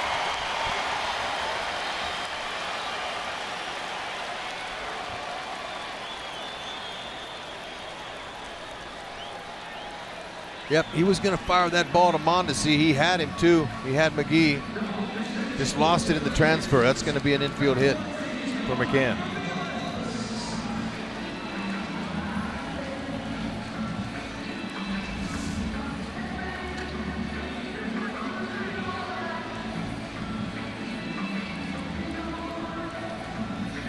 So 2 on with 2 out. McGee's the tying run at second base. And Mike Aviles, the former Royal, is going to bat for Dixon Machado.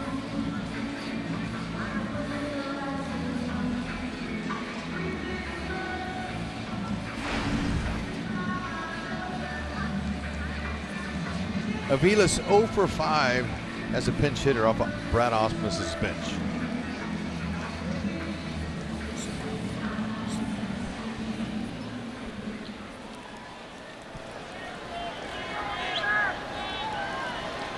Dave Island went out to have a chat with him, saying, hey, look, you did your job there. You got a ground ball. Let's get another one here. Not 2 outs here. Yeah, hit it at somebody.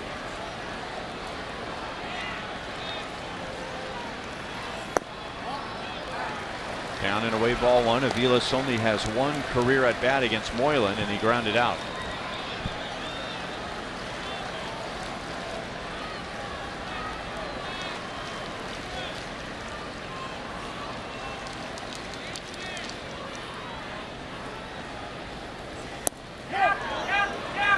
He went around.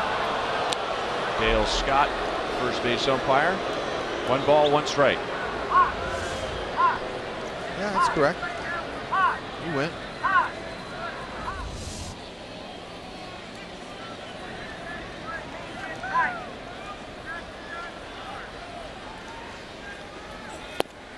One and 2. Good spot.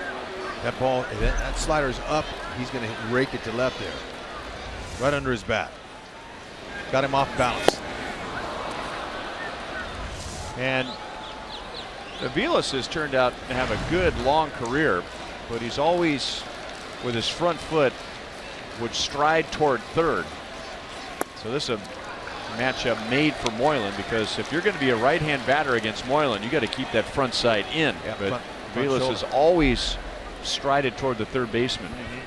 That shoulder. Same way as a pitcher. Pitcher's shoulder pulls off, he leaves the ball up. Hitter pulls his shoulder off. He didn't have much on the swing.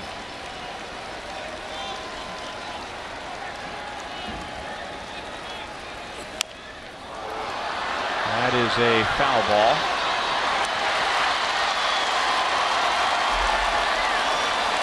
Crowd loves it.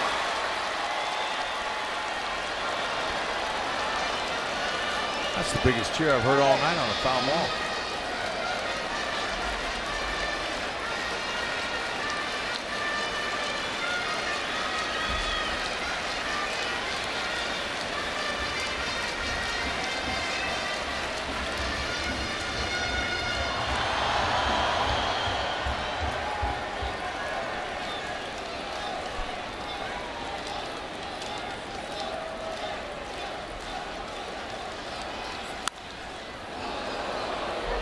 Man, I'll tell you what, third base coach Dave Clark, he almost got that. He's standing right there. That's an inside pitch. Almost got Clark. See where Clark is right there. Look at him. Not too far. Just barely out of the third base coach's box. He's closer to the on-deck circle than he is the coach's box.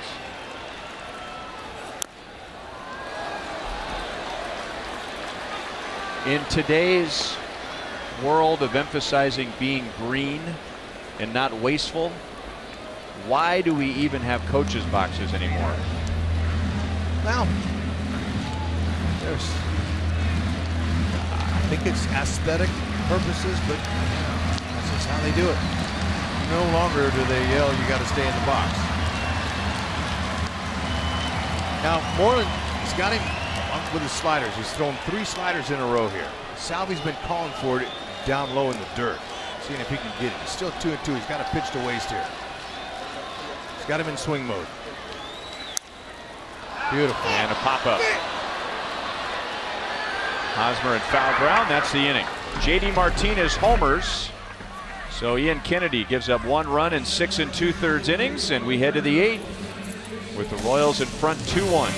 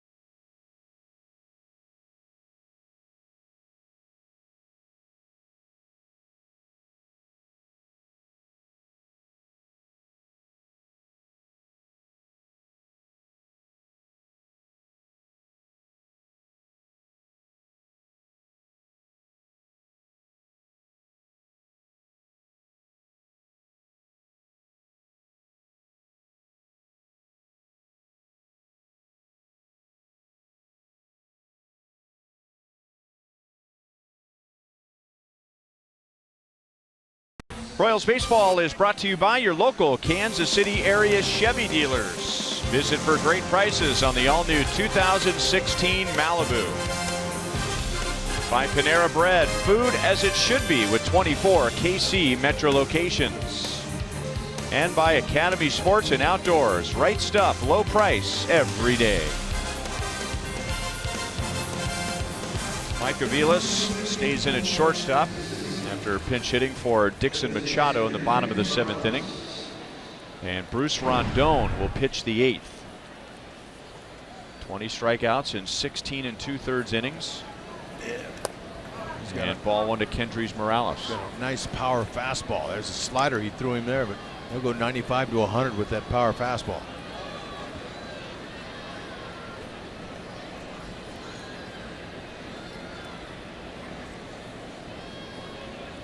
Biggest play for the Tigers on defense tonight was Kinsler on a ground ball for Morales in the 5th. Otherwise, this could be a 4-1 Royals lead, but Ian Kinsler, who seems to come up big at the plate, if not at the plate, on defense, if not in both spots. And with runners at 2nd and 3rd and 2 down in the 5th, he made a diving play in the hole on Morales and saved 2 runs. Saltalamacchia fumbles and gets to the bag in time, 1 away. That right side looked wide open. And Kinsler, who was guarding the middle, diving on the grass. He was fortunate that Morales was running, and that saved 2 runs. Sure did.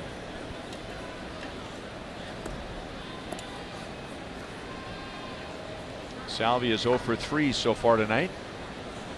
And this is a childhood friend. And there's a little wink and a little grin. They played Little League together. Salvador Perez and Bruce Rondon back in Valencia, Venezuela. Fastball at 98 for a strike.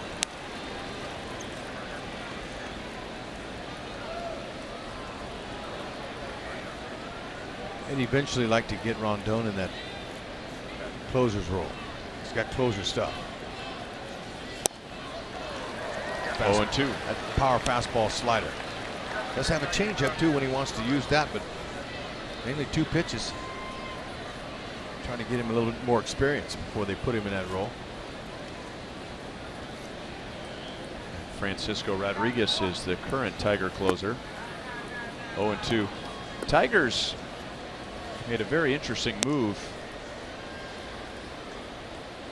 3 years ago. They named Bruce Rondon their closer in spring training, and he had never pitched in the big leagues before. Yeah. And they were going based on his stuff. 2 balls, 2 strikes.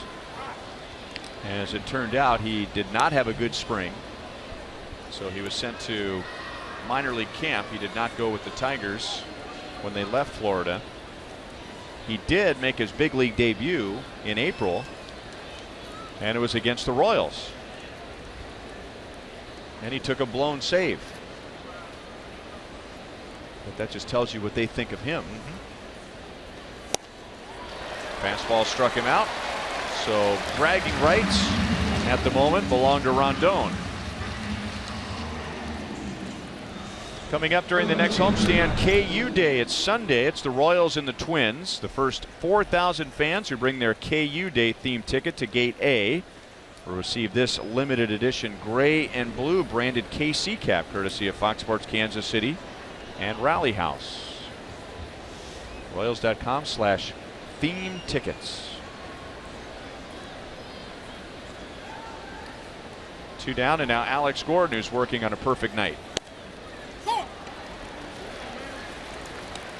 A walk in the 1st inning, a single in the 4th, a double, and a run scored in the 6th. That run scored is the difference after the J.D. Martinez home run for the Tigers in the 7th.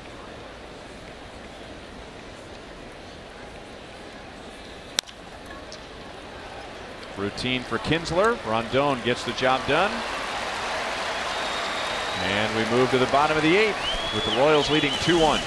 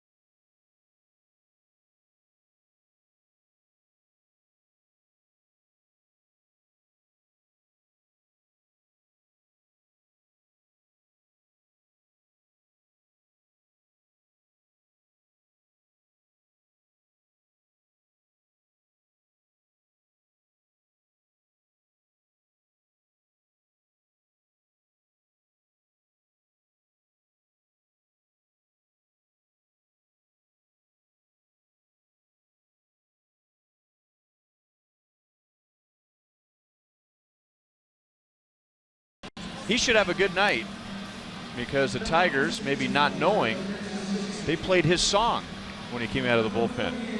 Welcome to the Jungle by Guns N' Roses. Hey. How about that? Well, hopefully it works. Yeah. Speaking of Guns N' Roses, let's go down to Joel. Well, you know, you love your Axl Rose. Me too.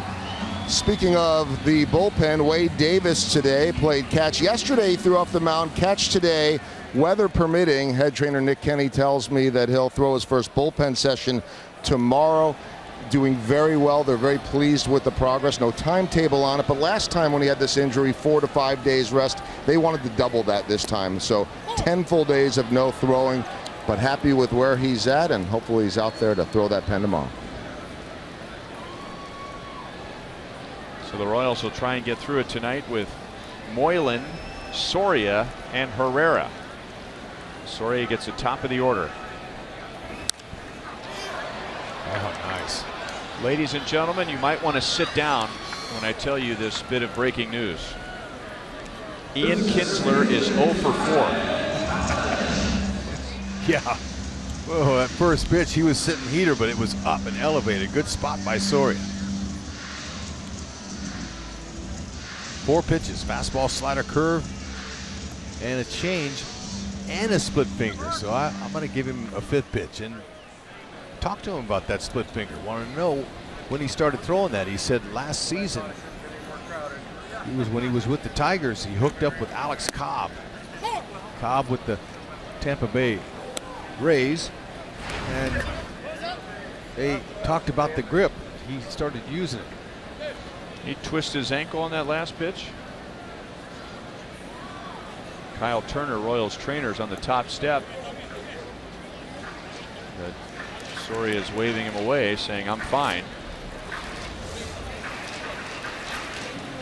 Ooh, oh man, he turned that ankle. Yikes.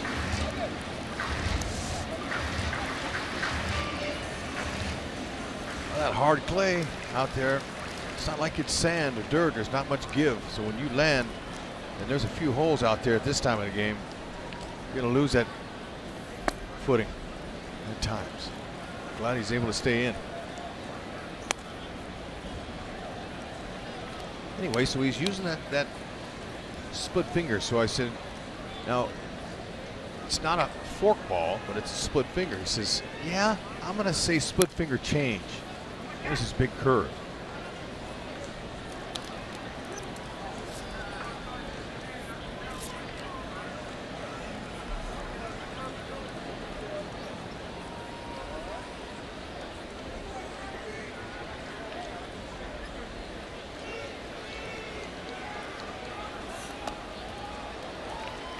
Two and two.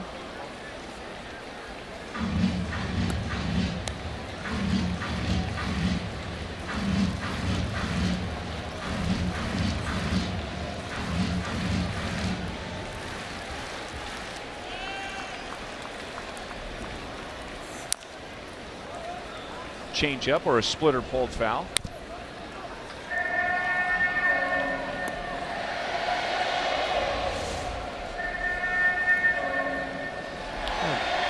Had that split finger look to it. Had some late sinking action. Got him looking. Collins has been ejected, and we apologize if you heard some of that. I know what I heard, and if I were Dan Iasonia, I would have done the same thing. And Collins did not bother to argue with Dan Iasonia at all because he knows what he said.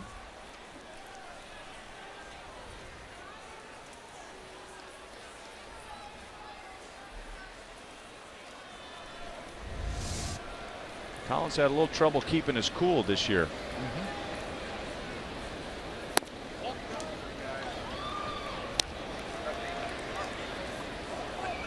So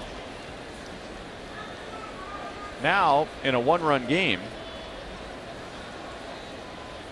Brad Ausmus is forced to turn an infielder into an outfielder because of Tyler Collins' ejection. He's already without Cameron Maben He has already brought Micah Vilas into the game. Miguel Cabrera is out of the game. Saltalamacchia and a wild throw by Mondesi. And that gives Victor Martinez a chance to come to the plate with a man on.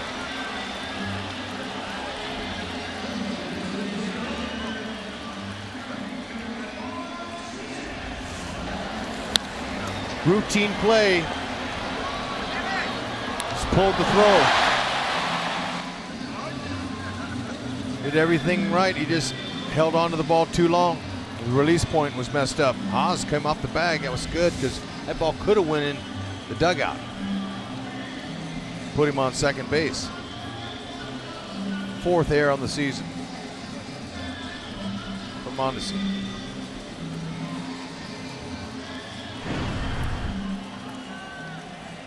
All right, that looks pretty good. 2 for 15.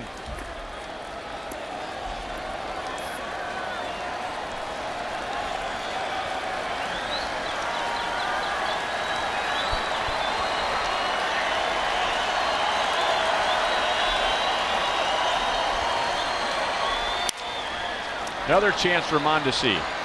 He's got all kinds of time with Martinez, so Soria only has to throw one more pitch.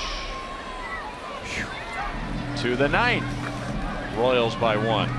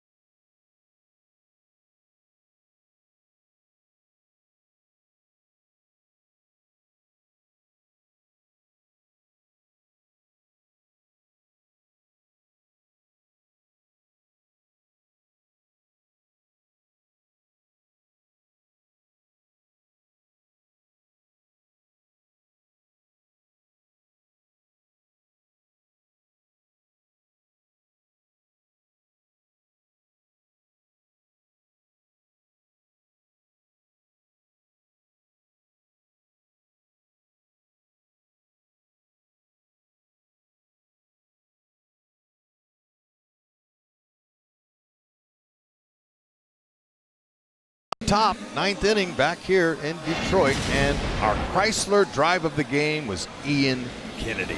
Nice job. He tamed the Tigers.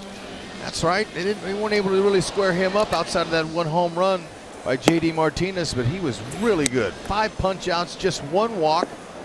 Did exactly what Dave Island wanted him to do. Stay out of the middle of the plate. Outstanding job in what he did in his first game of 3 against the Tigers. Andrew Romine is the new center fielder. And Blaine Hardy, former Royals minor leaguer, is the new pitcher. And a strike to Escobar. So Brad Ausmus has nobody on his bench.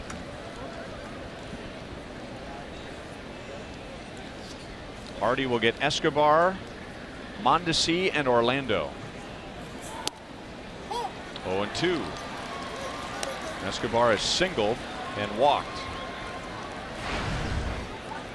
It's been mostly a pitcher-friendly strike zone both ways tonight. Just ask Tyler Collins.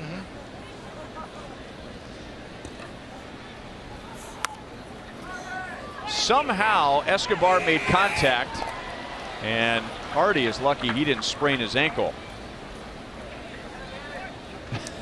There are very few major leaguers who can make contact with that pitch, let alone turn it into a hit. Well, Escobar down 0-2 was reaching out, and again, the master of the booty knock. Now, sometimes that ball that he reaches out, his backside falls out, he'll flare it to right, but this one he was on top of and he hooked it in the right spot. And you're right, I thought Hardy was going to slip and go down there. Turf a little bit wet today. We had some early rain. But they'll take it now. We'll see what Mondesi does. Snap throw back to first, and Saltalamacchia into a dive to keep that ball out of right field. That was the 98th infield hit by the Royals this season. That's 4th in the American League. Mondesi's RBI single was a bunt in the 6th, getting Alex Gordon in from 3rd. Now in Minnesota yesterday, or 2 games ago, it was a sacrifice situation for Mondesi, who's an outstanding bunter, and we thought that maybe he got caught in between a sacrifice and bunting for a base hit, and he popped it up. He just let the bat head drop some. And the bat head drops if you don't hit it right, it pop it up. Hardy underhands, and man, look at how close that was. There is no routine play when Mondesi puts the ball on the ground. And he wanted to direct that a little bit more towards the line, even though it was a sacrifice bunt, but he's excellent at that. He's got his 4th bunt base hit of the season tonight earlier. That does the job, gets him in scoring position for Paulo.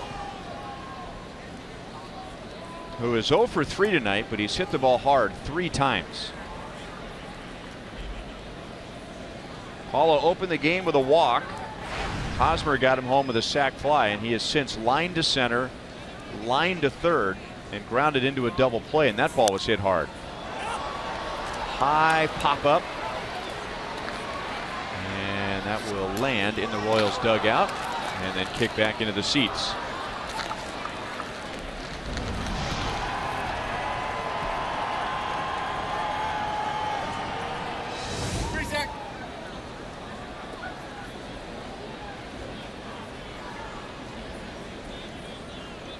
Rain is approaching, and before this half inning started, the Tiger ground crew came out and they took the cover off the tarp. They predicted it might be here around 10 o'clock Eastern.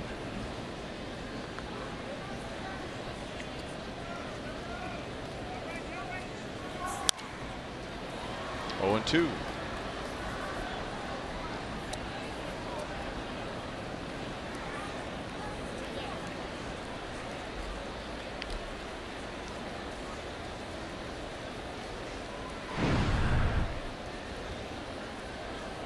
That's the best average among the Royals this year with runners in scoring position.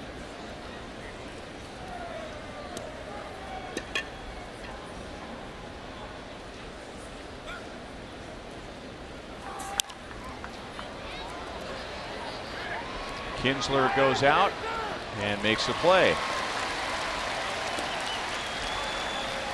2 outs.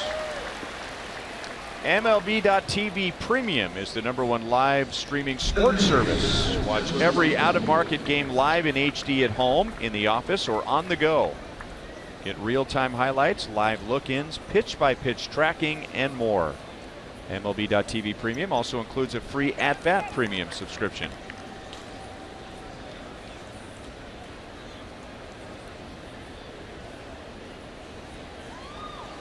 So 2 outs to Chesler Cuthbert.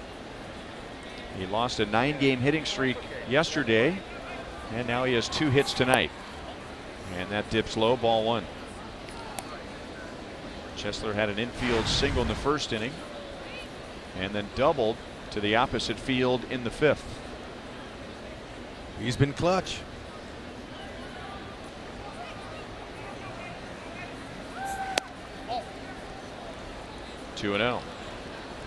Hardy teasing with a changeup.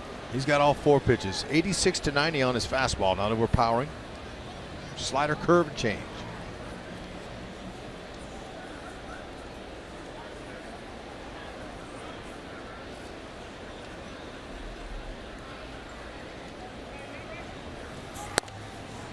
Way outside, 3-0. Kane is next. Kane is one of the best in the league against left-hand pitching.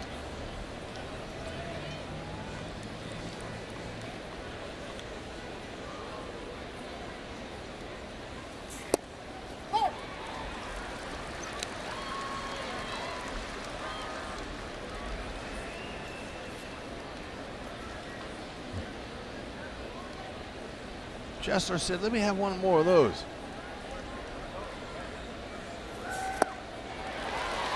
Three and two. Took a little off. Good pitch, 3-1.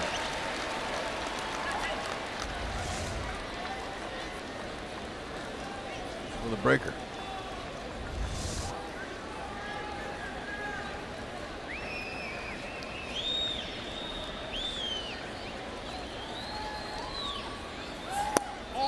Outside, and there are 2 on for Kane.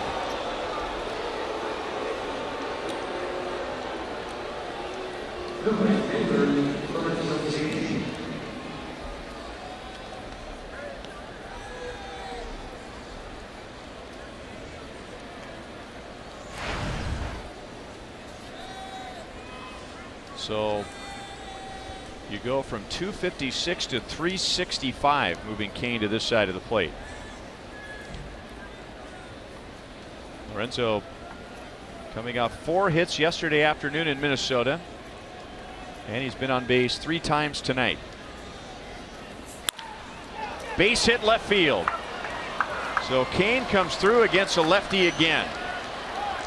Escobar scores, and the Royals are back out to a 2-run lead. Lorenzo Kane has reached in each of his last 4 plate appearances. Very nice, aggressive, early. Off-speed pitch, it stayed up. Looked like it might have been a heater. Looked to me like he tried to just cut her, but Lorenzo was waiting on it.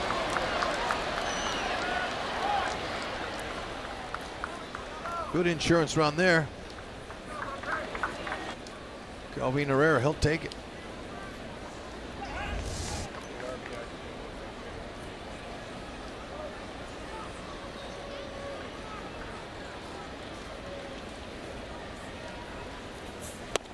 Breaking ball for a strike.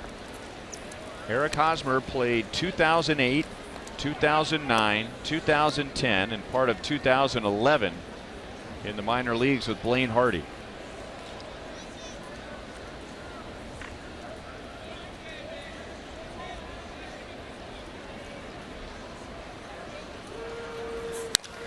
Drilled to center field.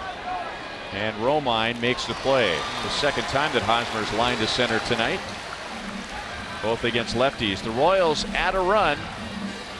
Martinez, Upton, and McGee coming up against Kelvin Herrera in the bottom of the 9th.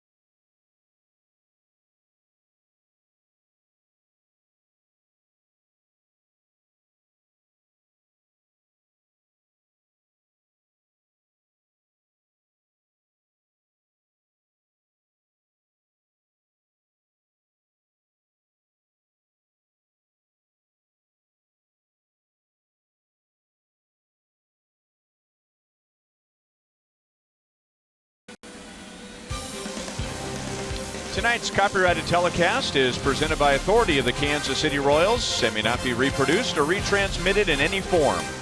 And the accounts and descriptions of this game may not be disseminated without the express written consent of the Kansas City Royals Baseball Club.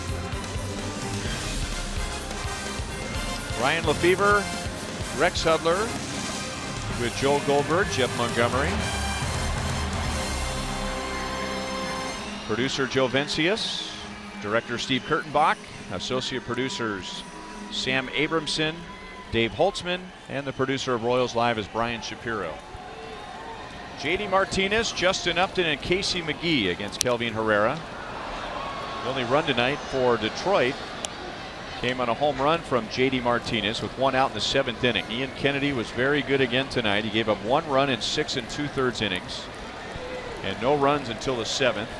Moylan finished off the 7th, and then Soria pitched a scoreless 8th. 1 ball, 1 strike. That fastball there had a little bit of sink to it. Good above average fastball. 88-mile-an-hour changeup and sliders.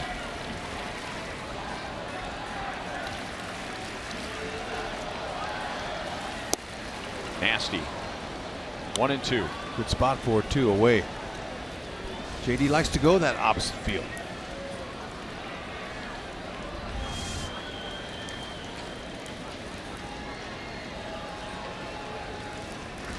Kelvin has not pitched since Wednesday. 2 and 2. It's because those outstanding starts we're getting from the starters. Duffy throwing a complete game, Ventura going 7. You know, those are all good to give that pin a little extra rest this time of year. That skips away from Salvi, and Martinez will be on.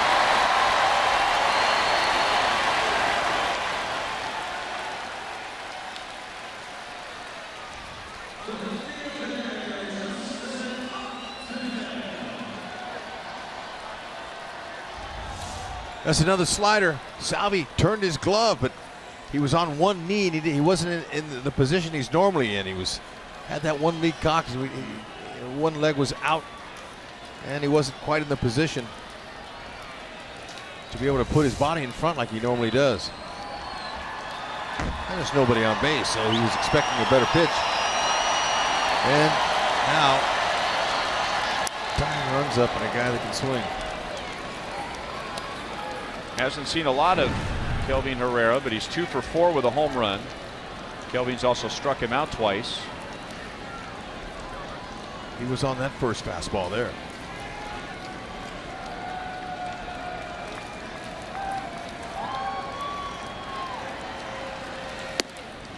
Curveball, strike, 0 and 2.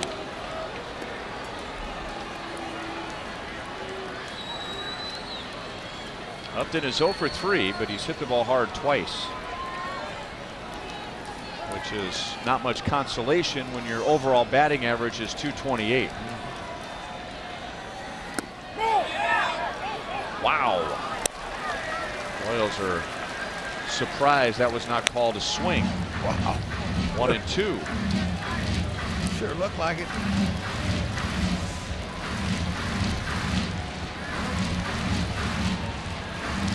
It looked like he might have checked it. Close enough to go either way.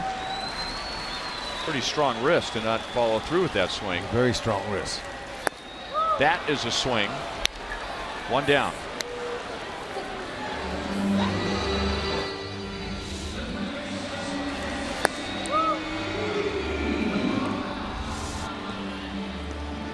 Two strikeouts, 1 out for Herrera.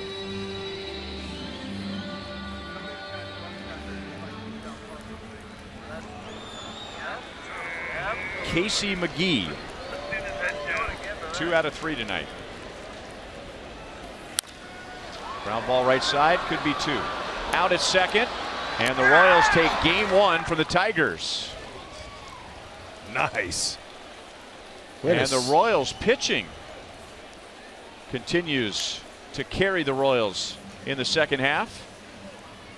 The Royals allow 1 run to the Tigers in Detroit.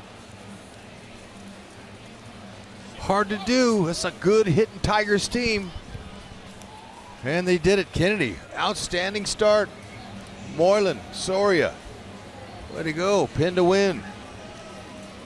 Locane with a little insurance late. Get that first game, gives you a great chance to win one of the next two and stay hot on the series. Royals have now won 5 of their last 6, 7 of their last 9. Royals starting pitching over the past 2 weeks has been among the best in the American League, and once again, starter setting the tone tonight, Ian Kennedy, 1 run in 6 2/3 innings. Kennedy now in his last 4 starts has allowed 3 runs in 28 innings. Whew, that's working. That's outstanding. Stay hot. Good job, Salvi. Good game calling back there. Good work. All right, let's go down to the field, and here's Joel. Ryan, thank you very much. A lot of contributors tonight, including Lorenzo Cain on base 4 times for the 2nd straight day. Does it feel like everything's kind of coming together right now? Not just one guy, but many of them in this offense? Yeah, most definitely. That's what we need. Like I said, we got to get going. We got to start swinging the bats a lot better. But at the same time, we've been doing a great job as of late. We've got to keep it going, keep pushing, keep fighting, stand together as a team, and hopefully, we continue to win. The pitching is also there at the same time now as the hitting, so it's everything at once. But how about the job that Ian has done over his last 4 starts? Unbelievable. The guy's been lights out. I mean, you couldn't ask for a better start.